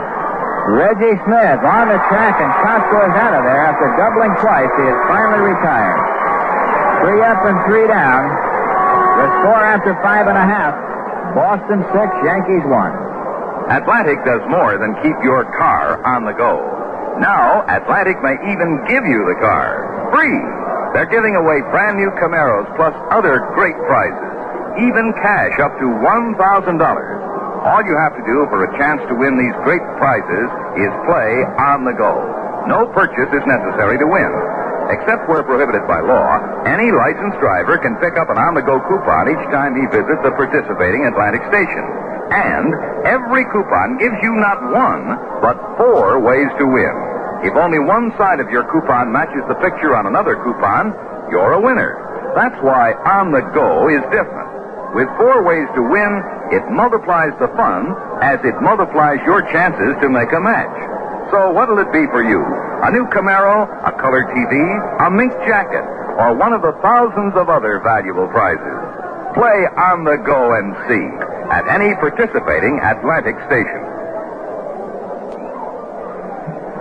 Well, as you know, the Yankees trailing right now by 5, and as Jerry told you, it'll be a big ball game with Minnesota at Oakland. Because should Oakland win, they will be in a flat-footed tie with the Yankees. Each one having 181 and lost 79, and each team with 2 games to play, and at 5th place is a big difference between finishing 5th and 6th. That's the difference in money or no money and a lot of prestige to go with it. Here's Petroselli. He's been tough for the Yankee infield tonight. He's been up twice, and both times errors have ensued on his at-bats. He fouls one back in the stands, strike 1. Fresh made an error in the 2nd inning, and Petroselli scored. And then in the 4th inning, he grounded a ball to Cox, who made a spectacular catch, but Bobby threw it away. And that was the 2nd error. Yankees, 1 run, 7 hits, 2 errors. Boston, 6 runs, 8 hits, and no errors. Petroselli pops this one up where somebody can get to it. Horace Clark looks like the man. He's coming in near the mound under it, makes the play. 1 away. Now Russ Gibson. Gibson, the catcher, flied to right and bounced to short. Boston 6, the Yankees 1. Stottlemyre tomorrow, Bonson on Sunday. The Yankees going with their 2 best. Nell shooting for his 22nd win. Oh, off the mask, I believe, of the plate umpire, Jim Honachek. He didn't even shake his head.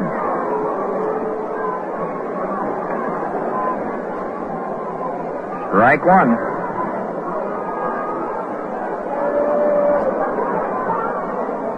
Talbot on the mound for the Yankees. Gibson at the plate, waiting. Fred fires a curve that is low and outside, 1-1.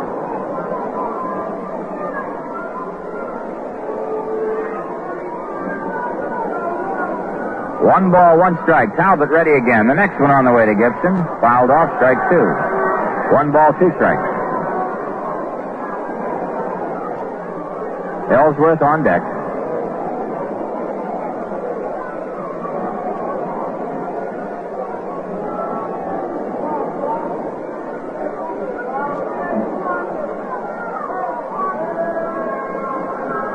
Talbot again to Gibson. Up the middle, a bullet. A sizzling single into center field for Russ Gibson.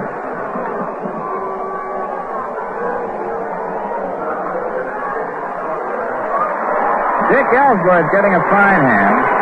It's the 4th hit off Talbot. The 9th for the Red Sox. Ellsworth getting a big hand. He's 1 for 1 with 2 RBIs. He got a big single in the 4th inning with runners at 2nd and 3rd. Foy and Petroselli both scoring on the single. 1 away. Ellsworth squares and pops a bunt back out of play. Cox and Mantle smothering Ellsworth. Talbot coming in. It'll be tough to get the runner Gibson over, who's not a fast man. Unless Ellsworth should switch right now and try to go swinging away. But the way they're charging him, he'll have a tough time unless he lays down an absolutely perfect bunt to get Gibson to 2nd base. Here they come again. Ellsworth squares, misses the bunt, and the run was on and safe at 2nd base is Russ Gibson. The hit and run was on an attempted bunt. And Gibson gets his first stolen base, and I believe Frank Fernandez was caught a little flat-footed on that one. Absolutely. He never expected Gibson to be running, and gets a pretty good play with a slow runner, got the bunt and run on.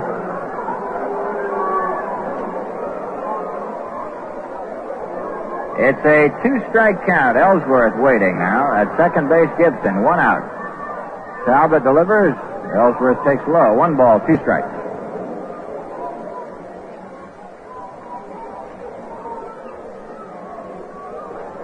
Last half of the 6th inning.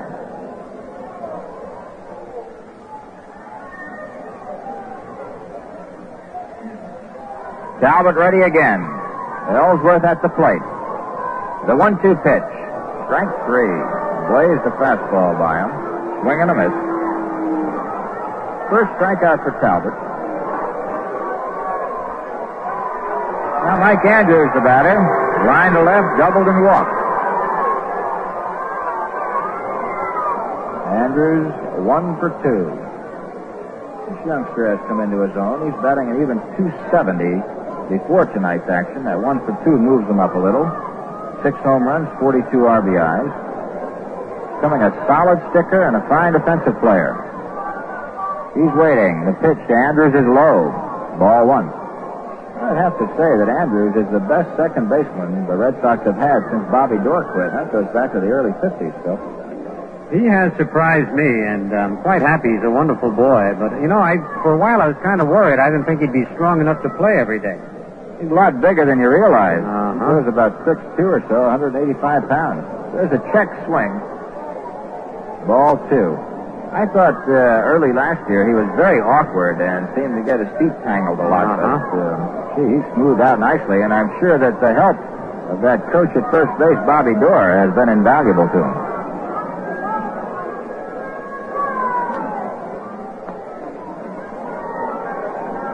Two balls, no strikes. Andrews waiting at second base. Gibson. High and tight. Andrews almost going down. 3-0.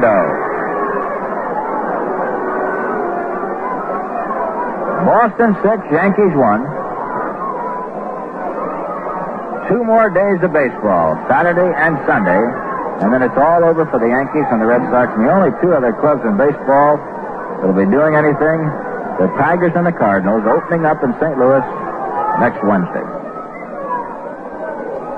Right in there, strike 1. 3 balls and 1 strike to Mike Andrews. The controversy rages before the battle. How good is Detroit? How good is St. Louis? How good is Bob Gibson? How good is Dennis McLain? It'll all be resolved very shortly. 3-1 pitch coming up. Talbot delivers. Andrews fouls it off. 3-2.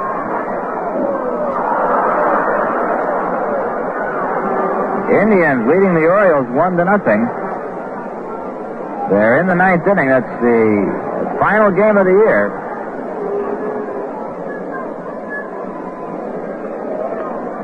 Oh, wait a minute. That's the final score now. Cleveland beat Baltimore 2-0. McDowell the winner, Nelson the loser. That puts Sam McDowell over the 500 mark at 15-14 with a great earned run average. Payoff pitch coming up to Andrews, fouled back.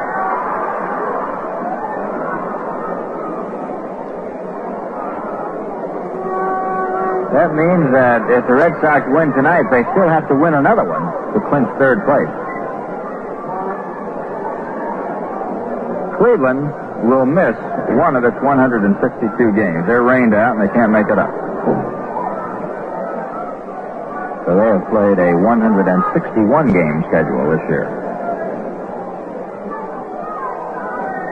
Talbot again to Andrews. Hit to left field. If it's fair, it's gone. And there it goes. A home run for Mike Andrews.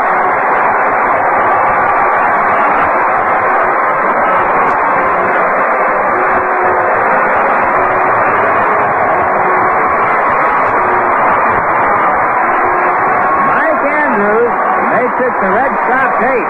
And the Yankees won with a 2-run shot. Andrews, his 7th of the year, RBIs number 43 and 44. And more, the young second baseman for the Red Sox is making his presence felt in the American League, and in particular with this ball club. Here's Dalton Jones, 0 for 3. Jones, line to right, struck out, bounced into a double play. Takes low and outside, ball 1.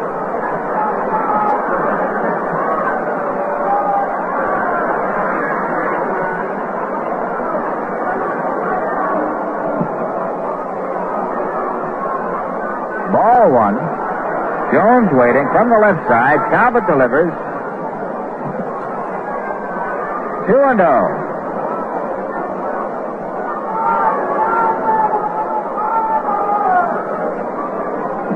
Fred has been tattooed pretty good. He's given up 5 hits. and 4 runs since he came on in the 4th. Jones takes inside, 3-0.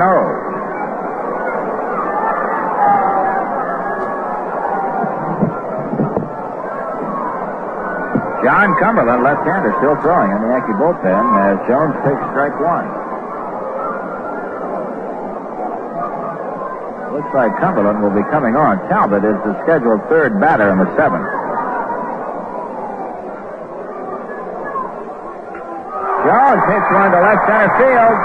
Back on the running track is Roy White. He's under it. He's got it. The side is retired. For the Red Sox, 2 runs on 2 hits, nobody left. The score after 6 full innings of play, Boston 8 and the Yankees 1. And now a quick look at the scoreboard. Cleveland beat the Orioles 2-0. It was 2 runs, 8 hits, no errors for the Indians. No runs, 4 hits, and 2 errors for the Orioles. McDowell got the win, Nelson the loss. Senators won, the Tigers won. It's the bottom of the 6th inning. Coleman against Farmer, relieved by Hiller in the 4th. Cash had a home run for Detroit. Chicago at California. Minnesota at Oakland. That's the big one as far as the Yankees are concerned. And we won't get word of that until very early tomorrow morning. In the National League, the Mets 2, the Phillies 1. They're playing the 5th. Giants lead Cincinnati 1-0. They're playing the 5th. Cubs beat the Pirates 4-1 this afternoon. The winner, Holtzman. The loser, Moose. Clendenon had one for Pittsburgh. Dodgers 2, Braves nothing in the 6th. Houston failed to score top of the 1st. They're playing the Cardinals in St. Louis. Bob Gibson going for his 22nd in that ball game. And now with the Red Sox leading 8-1, we're moving into the 7th inning, and now to carry it to the wire, the Scooter, Phil Rizzuto. All right, Jerry, and Dick Ellsworth will be pitching to Frank Fernandez, Bobby Cox, and then a pinch hitter for Fred Talbot. The Yankees trailing 8-1. Some of the crowd booing a little bit. 2 young girls, first time I've ever seen that, jumped over the railing, ran out, and shook hands with Ken Harrelson out in right field. They couldn't have been more than 10 or 11. And naturally, you're not allowed to do it. They're being escorted out of the ballpark. All right, here's Fernandez. Single to left and struck out. Ellsworth pitch is line foul back in the seats, out of play, strike 1. So Big Frank Messer comes over and takes the seat vacated by Jerry Coleman. Frank, good to see you again. Phil, good to be here. Just sitting over there in the next area talking to Eddie Pellegrini. Yeah, we were mentioning about Eddie being here, and Pesky and Joe Dugan. There's a swing and a miss, strike 2. Well, you know, you were kind of a prophet. I heard the last day when you and Jerry were talking about the series up here, and you would... Well, wait, after this pitch, I'll tell you. Curve, bounce to third. Foy gets the big hop. Fires to Dalton Jones, and it's 1 out. Now, to say, you were talking about all the great pitching, and Jerry was mentioning shutouts, and you said, well, I think there's a better chance of the 2 teams scoring 10 runs in a game than there is of a shutout. And right now, there's 9 runs that have been scored. They're just not very equally distributed. I know, that's right. No, I think this is an awfully tough part to pitch a shutout in. All right, Bobby Cox hits one deep to left field. It could be. Yastrzemski never turned, and the ball is in the screen, and I've never seen that. Yastrzemski just stood there in his tracks. As soon as the ball was hit, never turned around. The ball went halfway up in the screen, and Bobby Cox gets a home run.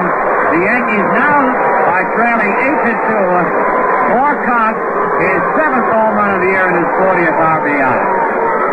So that Yastrzemski knew it with that short porch in left field. The ball was really tagged by Bobby Cox.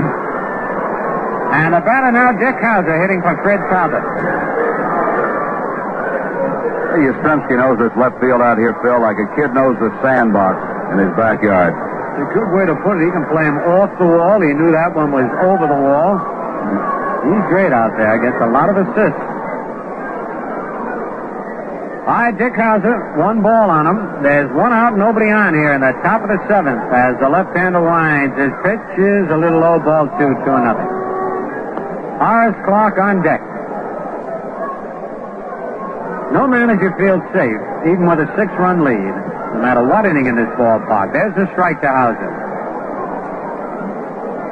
All it takes a couple of men on and then one over that short porch in left field. The 2-1 pitch is low, ball 3, 3-1. So Dick Hauser with that good eye. He has 34 walks this year, batting only 154, but he's gotten on base his share of times. Strike 2 as Dick was taken all the way and nicked the inside corner. 3-2. 1 out, nobody on. Here's the payoff pitch.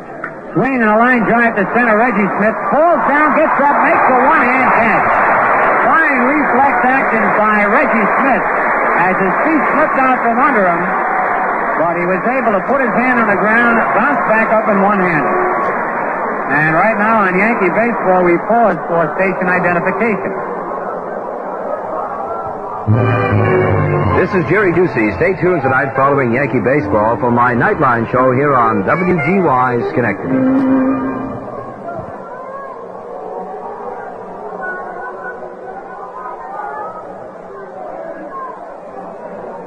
Horace Clark takes a pitch outside, ball 1. Horace is fly to center, single to center, and single to left. 2 men are out. The pitch by Ellsworth is hit deep to left field. This one's going to be off the wall. Yastrzemski plays it, and Clark's going to be held to a long single. And just as Frank was telling you, the way that Yastrzemski can play that wall, if Clark had gone, he'd have been out by 30 feet, Frank. Phil, Yastrzemski played that ball off the wall in his bare hand. He wasn't going to waste that split second. Now, if he can do it, fine. We all like to see the fielders use the gloves. But he evidently knew what he was doing. He took that bounce, and his bare hand spun around the same move, got rid of the ball. Well, that's an art to playing this left field up there. If you get a little too close to that fence, the ball bounces either right back on you or back over your head. Here's Tommy Tresh. Swings and misses strike 1. Tommy is 0 for 2. A walk, line to center, fly to center. Yastrzemski played that ball off the wall like Harrelson plays a fly ball. Yeah, he one-hands everything out there, that's for sure. All right, Clark at first base. The pitch to Tresh inside. Horace now with 3 base hits on the night. Yankees have 9 hits and 2 runs. The Red Sox 10 hits and 8 runs.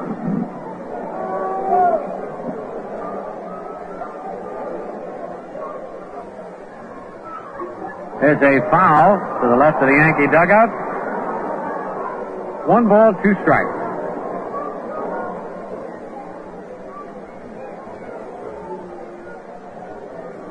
Dick Ellsworth's been in there all the way. Lee Stang and Sparky Lyle, a right-hander and a left-hander, up in the Red Sox bullpen. The pitch is hit deep to left, but foul. Way back over the roof. Tommy out in front of a fastball. And that ball hit the light tower and bounced back in the seats and then back out on the field. Yastrzemski picks it up, throws it into the crowd. And listen to the hand Yastrzemski gets. Oh, Carl can afford to be generous. The pitch to Tresh, curve low. 2-2. I'm sure the Red Sox won't dock him out of his pay for that ball. I'm sure if they did, he could afford it. Oh, that's for sure. All right, the stretch. The pitch is line foul outside of third. Right through the hands of a fan back on the field. Bill Conkle up with it, but he doesn't throw it in there and listen to the boo. Conkle very well couldn't do it. As you know, he's just been called up from the minor leagues.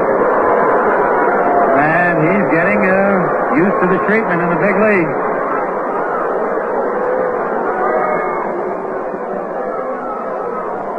All right, Ellsworth ready. The pitch is hit off the hands and high in the air, digging hard, and nobody can get it. Boy and Russ Gibson. And a youngster reached over and picked that one up off the ground. A little foul ball right off the fist that neither Joey Foy nor Russ Gibson could get to. So a break for Tommy Tresh. It's 2 balls, 2 strikes, 2 outs. 8-2. The Red Sox are leading. We're in the top of the 7th.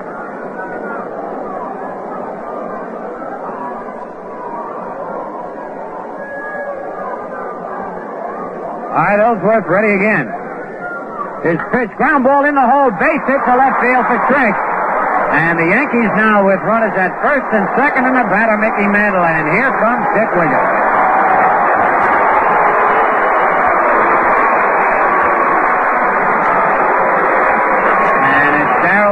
the pitching coach coming out. So it looks like there will be no change at this moment. Usually when the pitching coach comes out, he talks to the pitcher, gives the relief pitchers a little more time to warm up, and of course I'm wrong again. We're going to have a new pitcher, which is what usually happens when a pitching coach goes out there, Frank. You got to say, Phil, Dick Williams is one manager who last year very often, I know, did it the other way around. He would send Sal Magley out when he wanted a pitching change made. And there was no possible argument on the part of the pitcher then because, all Magley could say was, look, the guys in the dugout, go talk to him, and by then the new pitcher's in. Uh-huh. So we're going to have Lee Stang, right-hander, coming on to pitch right now. Dick Ellsworth goes 6 2/3 innings. He has allowed only 2 runs, even though the Yankees have 10 hits against him. And Lee Stang coming on. So while the pitching change is made, said a moment ago, I was sitting over there talking to Eddie Pellegrini. And he told me something that he said he had never told you, and he always wondered whether you realized it or not. Pellegrini said that when he was playing against you, he was convinced that you tipped off the bunt when you were bunting for a hit. No kidding? He was telling me that he had noticed you, that when you were going to bunt, not the sacrifice now, when you bunt for the hit, you would raise your right elbow slightly. And he said it always worked except one time. He charged out and he hit a line drive, and he said it hit him in the right hand so hard that he couldn't throw the ball. He couldn't feel the ball to throw it. Hey, son of a gun. You'd think he'd tell me. I mean, his name ends in a vowel, a paisan of mine, and he let me go through all those years, but evidently he didn't pass the word around to the other third baseman. Well, he said after you hit that line drive at him, he wasn't so sure he was right after all. But he did. He said that he was convinced that there was a little motion of yours, just a little twitch up with the right elbow. You know, unless somebody tells you, you can go through your whole career doing something, tipping off bunt, as you just said, or pitcher tipping off a curveball, as a lot of them do, with just a little extra motion that he does. And if nobody tells you, you're not aware of it. It was real interesting to talk. Incidentally, talking about Ed Pellegrini, I'm sure a lot of folks through his playing days in the major leagues, a lot of folks probably know him and are interested in what he's doing. He coaches in the spring at Boston College here, and he's also in the real estate business. Well, the crowd reacting a little differently now because the latest one to run on the field was a girl. Looked like, I didn't have the glasses on, looked like she was about, maybe 12, 13, 14 years old. She wanted to shake hands with Harrelson. Well, I said that Harrelson, he's the only outfielder or ball player who draws the female out there. A lot of kids run out, the Mantle and other ball players. All right, here's Mickey Mantle batting left-handed for the first time tonight. Runners at first and second, 2 outs. The pitch by Lee Stang hit high in the air to shallow left field. Yastrzemski moves in under it. He's there, makes the catch. So on one pitch, Stang gets out of it. But the Yankees pick up a run on 3 base hits. No errors and 2 men left.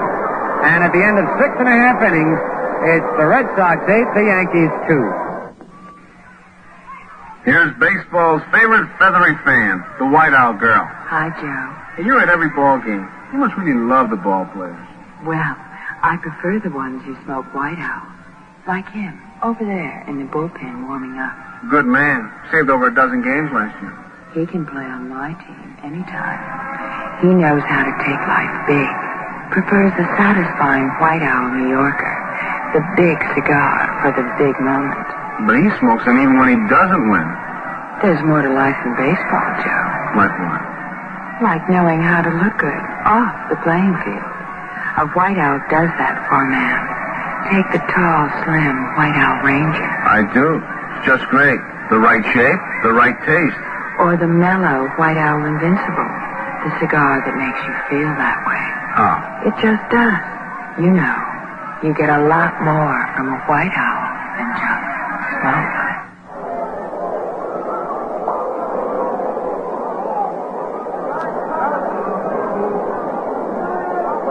have an opportunity to pitch for the Yankees. And crowd here taking their seventh inning stretch. John Cumberland, who won 10 and lost 7 at Syracuse. He was 10 and 4 up there. I believe he lost his last 3 decisions. He was telling us about it one time, Phil. Said he was pressing because he knew he was being called up, and he wanted so hard to win another 1 or 2 or 3 ball games up there that he said he thought he really pressed, and as a result, his earned run average, which at one time was the best in the International League, went up a couple of points, and he added those late losses. Now, John Cumberland's a youngster just in his 3rd year in pro ball, native of Westbrook, Maine, only 21 years old.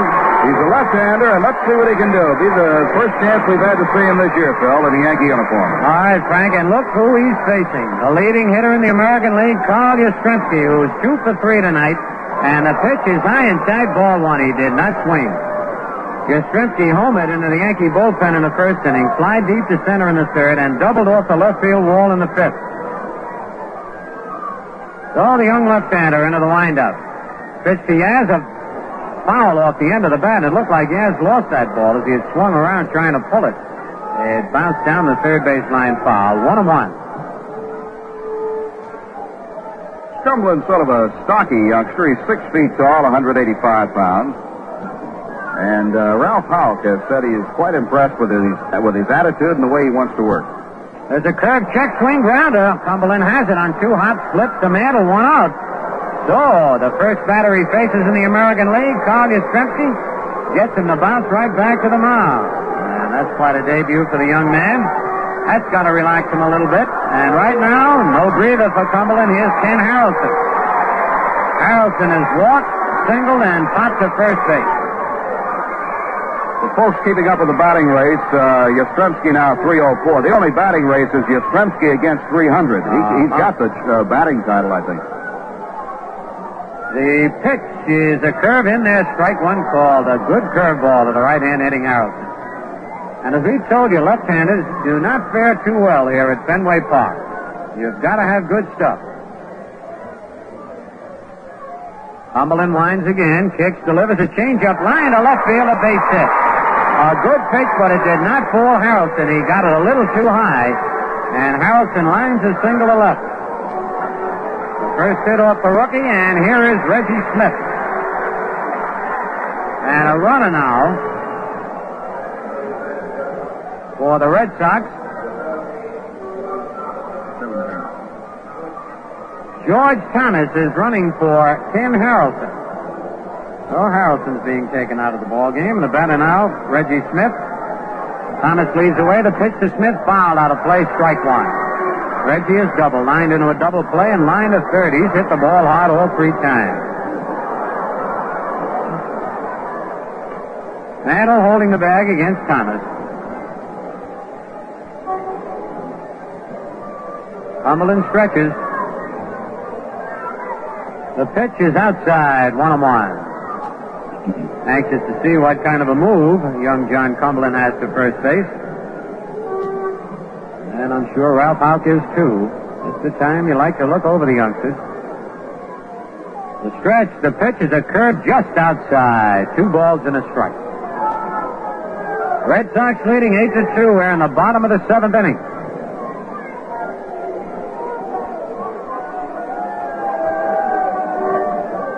On deck, Joey Ford.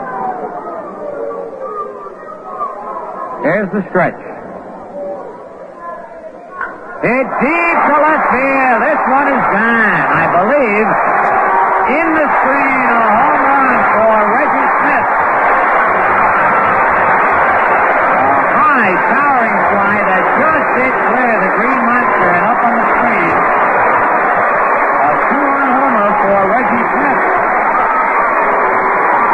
And the Red Sox now lead 10-2 here in the bottom of the 7th inning. For Reggie Smith, his 15th home run, and he now has 67 runs batted in. Here's Joey Foy, singled, walked, and lined to center. Pitch to Foy, a curve high, ball one. So John Cumberland, in his first game in the big leagues, had some rough batters to face. Got by the toughest one, Yastrzemski, but couldn't get by Harrelson or Smith. There's a pitch low, ball 2-0. Got to be a disappointing feeling for the young left-hander. In Yankee Stadium, that would have been a big can of corn, that high fly ball by Reggie Smith. But it's where you play the game. High with a fastball, 3-0.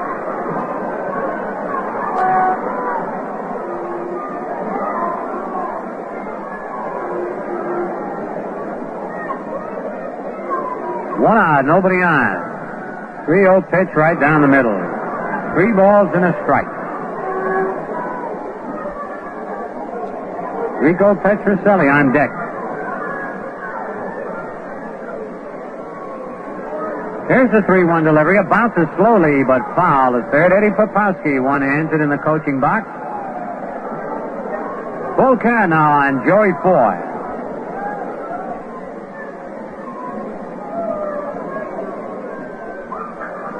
Red Sox 10, Yankees 2.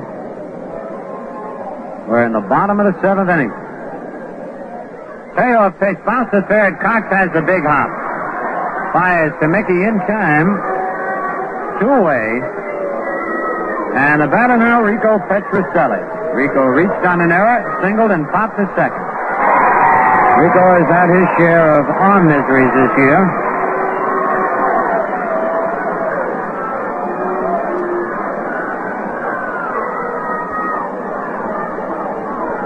Right-hand batter chokes up a bit.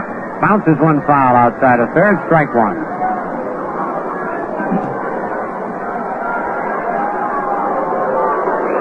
And Bill Conkle getting booed again, picking up the foul. Of course, he didn't throw it into the stand. The 1-strike pitch, inside, 1-1.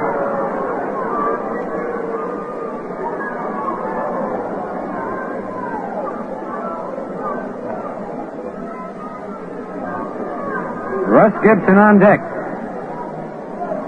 Cumberland's 1-1 pitch is popped up to the right side. Horace Clark on the edge of the outfield grass is there. And he's got it. But the Red Sox come up with 2 runs on 2 hits. No errors and nobody left. And at the end of 7 full innings, it's the Red Sox 10, the Yankees 2. Imagine yourself the proud owner of a sporty new Camaro, or a luxurious mink jacket, or a color TV. Imagining won't do it, but playing might. Playing Atlantic's On the Go might just make your dreams come true. As you probably know by now, Atlantic is giving away lots of great prizes and cash, including Camaros, mink jackets, color TVs, Polaroid cameras, even cash up to $1,000. Just drive in at any participating Atlantic station and pick up a free on-the-go coupon. No purchase is necessary. Pick up another coupon each time you stop by. Any licensed driver can play, except where prohibited by law. Just match any one of the 4 sides to another on-the-go coupon and claim your prize. But remember, the more coupons you collect, the more chances you have to take home a new Camaro, $1,000 in cash, or one of the other big prizes. So start collecting coupons now and be a winner playing on the go at your participating Atlantic station.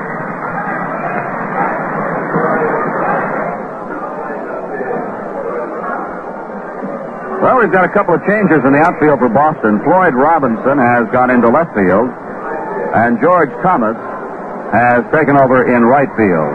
So the outfield now is Floyd Robinson in left, Reggie Smith in center, and the right fielder, George Thomas. We have the official paid attendance figure for tonight's field, 28,796. A good crowd here at Fenway Park. And the Yankees now this year on the road have played before 1,282,759. Yankees still one of the biggest drawing cards in baseball.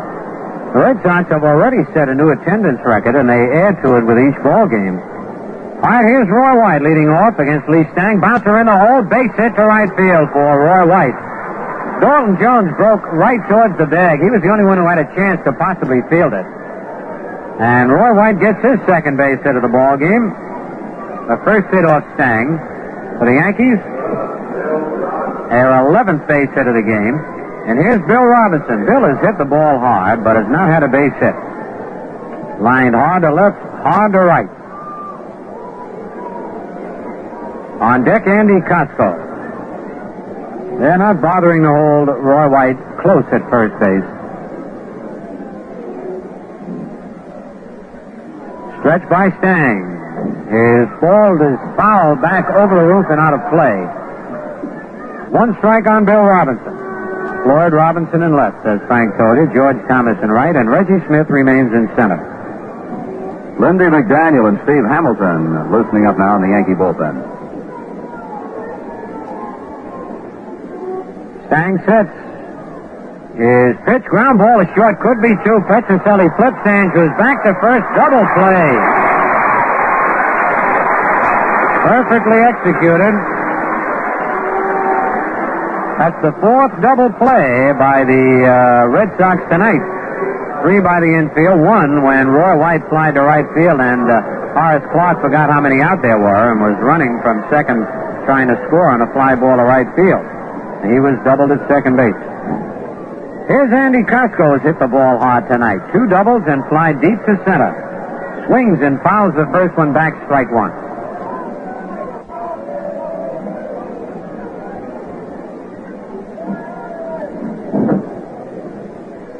Andy wants the rosin bag from Frank Fernandez. We're in the top of the 8th. The Red Sox lead 10-2. This 4 double play is one of the big reasons why the Yankees have only 2 runs, because they have 11 hits. But the Red Sox have 12 hits and 10 runs. Foul back on the screen, strike 2. 0-2.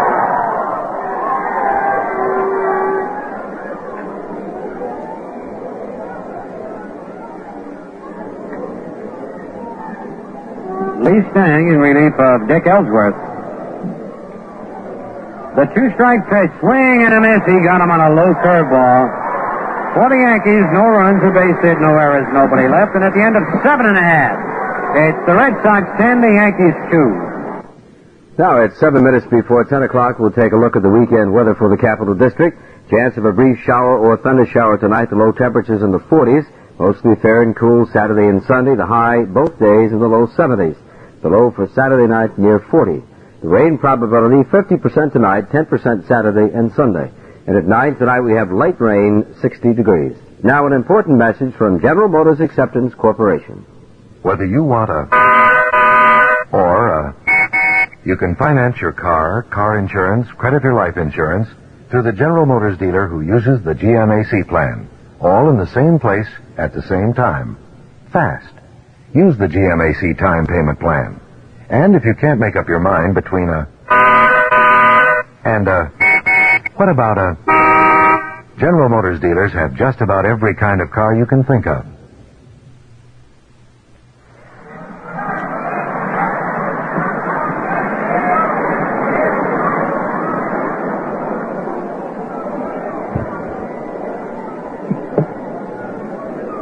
Well, looking out there, Yankees have Ruben Amaro over at first base. And that's the only change. Ruben Amaro replaces Mickey Mantle at first base. All right, Frank, here's Russ Gibson, who has flied to right, bounced to short, and singled to center field. And he has stolen his first base of the year tonight. He's also scored a run. John Cumberland ready. His pitch is low, ball 1. Cumberland, the 4th Yankee pitcher tonight. Joe Vrbanek started, and he was really bummed. Fritz Peterson came on, and Fred Talbot, and now John Cumberland. Each of the pitchers have been tagged for runs. There's a foul back out of play. On deck, Elston Hart, our old buddy. And it looks like he'll bat for Lee Stang. And Sparky Lyle, the left-hander, loosening up in the bullpen.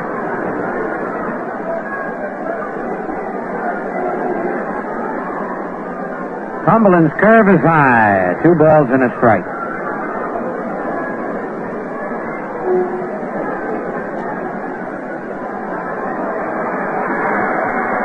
And now, another youngster walks out to shake the hand of the right fielder, Andy Costco, this time. And unless he's chasing him, he tries to duck him, and he's tackled. And he gets away. And now there's three of them after him. And they all slip, but they bring him down.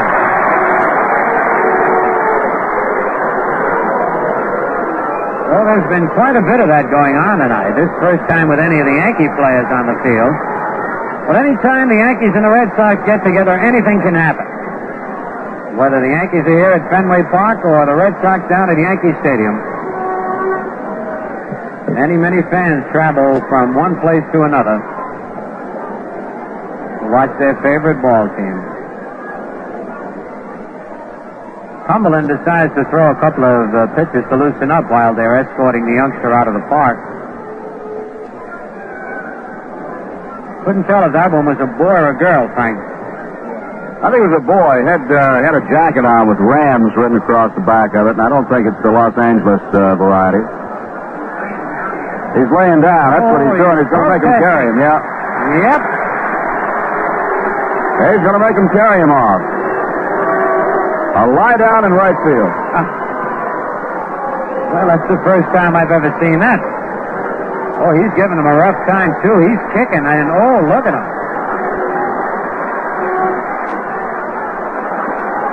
That's the wrong thing to do. If you go peacefully, they might treat it as a joke, but if you get rough, then you could be in trouble. So now he is being led out through one of the ramps. And the game will continue.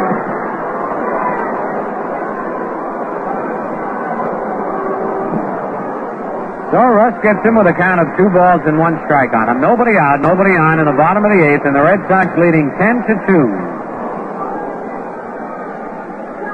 Cumberland's pitch is over. Strike call 2-2.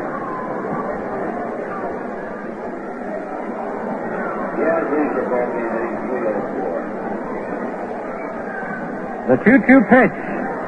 Curve in there, strike 3 called, and Cumberland gets his first big league strikeout. And here is Elston Howard. Well, he gets a nice hand. And they're starting to stand up now for Ellie. Quite a tribute to Elston Howard.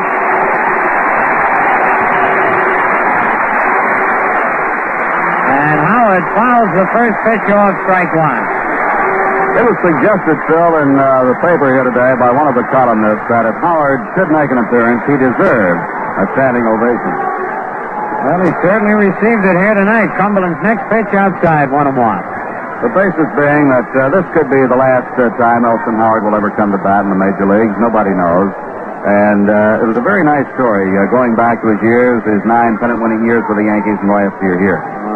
There's a bouncer off home plate. Cumberland loses his hat, gets the ball, throws to first, and Howard is out of there. And Ellie gets another hand, tips his hat as he goes in the dugout. Ellie, by the way, was batting .243 on the year.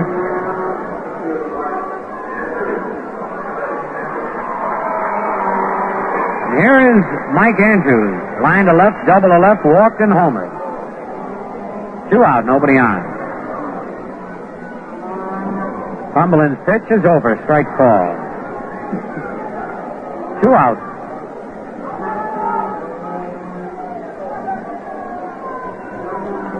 Left-hander winds, the curve is outside.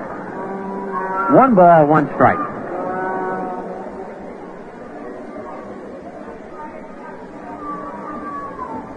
On deck, Dalton Jones.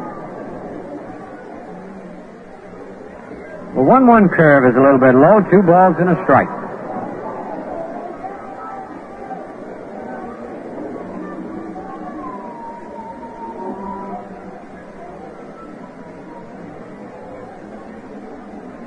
Cumberland gets the sign from Fernandez.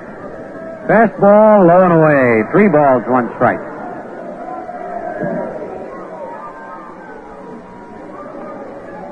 Red Sox 10, Yankees 2 here in the bottom of the 8th.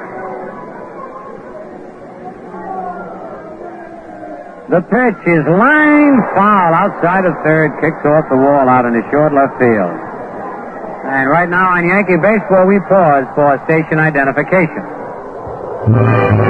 Tonight, following Yankee Baseball, join me, Jerry Ducey, on my telephone talk show Nightline here on WGY Schenectady.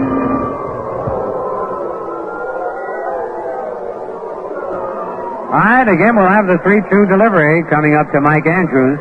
Cumberland winds. His pitch is fouled back off the screen.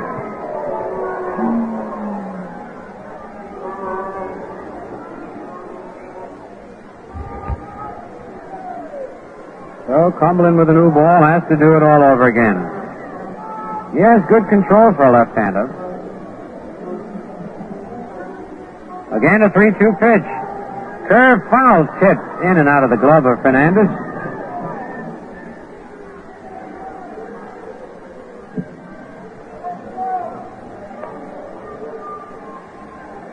So John Cumberland keeps throwing strikes, and Andrews keeps fouling them off.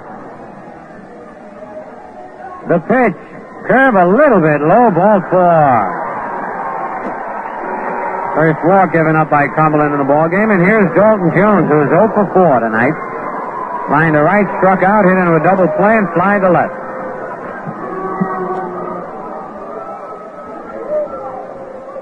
Ruben Amaro holds Andrews at first. Cumberland's pitch, swinging a foul back, strike 1. Right off the mask of the plate umpire, Jim Honachek. That must have been a strange sight, Frank. I was listening the foul ball that broke the mask of Bill Kunkel. Ripped the strap, took the mask right off his face, off his head. Didn't get cut up a little bit, did he? No, very lucky. All right, Andrews leads away. His curve is high, 1-1. Broke the strap, not one of the bars. And just, the strap of the mask. The force of the foul broke the strap and just flipped the whole thing right off his head. All right, ready for the 1-1 pitch. Fastball popped in the air, shallow left field. Could be trouble. Tresh digging hard and drops it a fair ball. Through to second, and it gets by Clark. A run scores. There's Andrews going to third. Andrews scoring and going to third, Dalton Jones. And they're allowing Jones to score. Bill Kunkel says Jones scores. A weird play, and let's see how they score that. A long run by Tommy Tresh. He dropped the ball in fair territory. He tried to throw to second. The ball got by Clark. Andrews scored. And then Dalton Jones came all the way around to score. How'd they score that, Frank? Well, it's going to be a double and an error, and let's see. An error will be charged to Tresh on the throw. No error on his dropping the ball after the long run. They credit a double, an error on the throw, and when the ball got through and rolled over toward the seats where it was picked up, plate umpire Jim Honachek said Jones should be allowed to score and not be held at third. Well, 2 more runs. That gives the Red Sox 12, the Yankees 2. And here is Floyd Robinson up for the first time tonight, and Yastrzemski's spot takes the ball. Well, the errors have cost the Yankees tonight at least 3 runs. They have made 3 errors. All have been costly. Bounce to the first. Amaro backs up. He's got it. Splits to Cumberland in time. There was no RBI on that play, by the way, but the Red Sox come up with 2 runs. 1 hit, 1 error, nobody left. At the end of 8 full innings, the Red Sox 12, the Yankees 2. If you're not taking part in Atlantic's big fun event on the go, it's not too late to join in. You can win big prizes like a new Camaro, a color TV, a luxurious mink jacket, Polaroid camera, wristwatch, even cash up to $1,000. All you have to do to play is to stop in at any participating Atlantic station. Pick up a free on-the-go coupon. Except where prohibited by law, any licensed driver can play. And you don't have to buy a thing. Each time you stop by, pick up another coupon. Keep on collecting. The more you have, the easier it is to win. Each on-the-go coupon gives you 4 different ways to make a winning match. Just match any one of the 4 sides to another on-the-go coupon and claim your prize. There are thousands of prizes to win, so you can be a winner too. Join the fun and play Atlantic's On the Go. It's always been a good idea to keep on the go with Atlantic, and now it's a great idea to play on the go with Atlantic. local pitcher for the Boston Red Sox will be Sparky Lyle, a left-hander. Elston Howard's pinch hitting efforts took Lee Stang out of the game. And now we see Sparky Lyle with a record of 6 wins and only 1 loss. This youngster has been in 47 ball games, has an earned run average of 2.83, and a very fine record of 6-1 plus 8 saves. Still, this young fella's had quite a season for himself. He certainly has. And wasn't he the young fella that looked so good at the end of last year? Did he get in the World Series at all?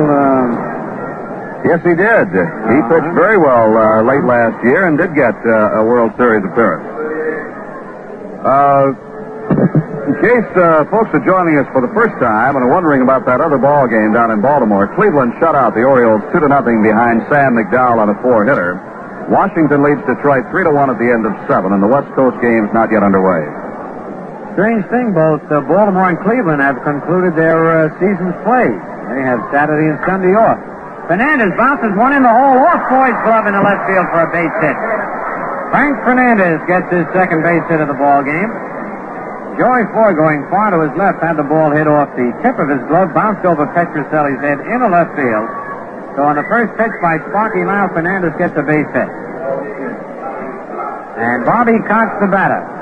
And on deck, Charlie Smith, who will bat for the pitcher, John Cumberland. Bobby Cox is 2 for 3, a single and a home run, high and deep on the screen in left field. Bobby also hit into a double play his first time up. Red Sox leading 12-2, top of the 9th inning. The pitch by Lyle is inside ball 1, and Sparky thought he had the inside corner on that one.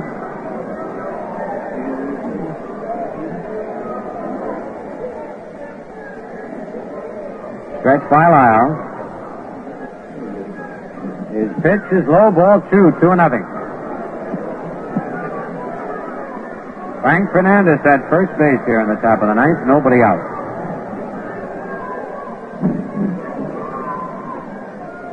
Lyle ready. Delivers a foul to the left of the plate.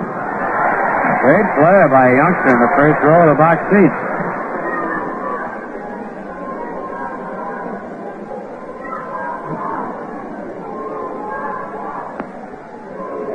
Lyle ready. His pitch is low. 3 balls and 1 strike.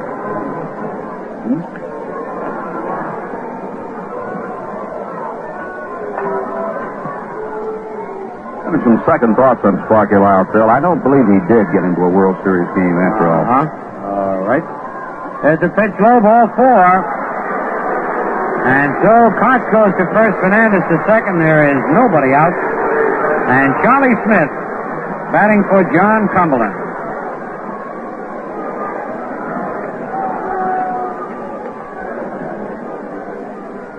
Yankees trail 12-2. Charlie batting .232 on the year.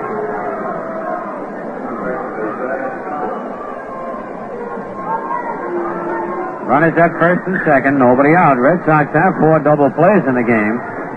Pitch to Smith is a curve in there, strike ball.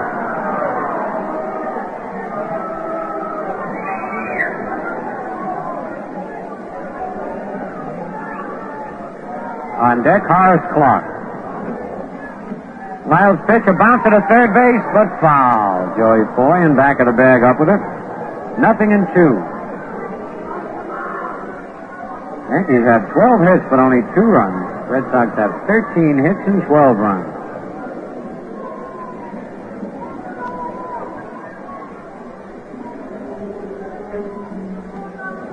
Nobody out in the top of the 9th. Lyle stretches. Swing and a miss at a breaking pitch. He strikes out the pinch hitter, Charlie Smith. And now Horace Clark, who is 3 for 4. Horace tried to center in the first inning, then got 3 straight base hits. Single to center and 2 to left field.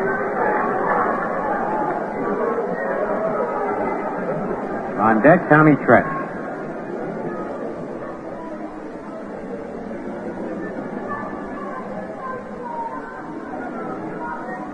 Left-hander, Sparky Lyle. Checks Fernandez at second. His pitch is a check swing and it's low, ball one.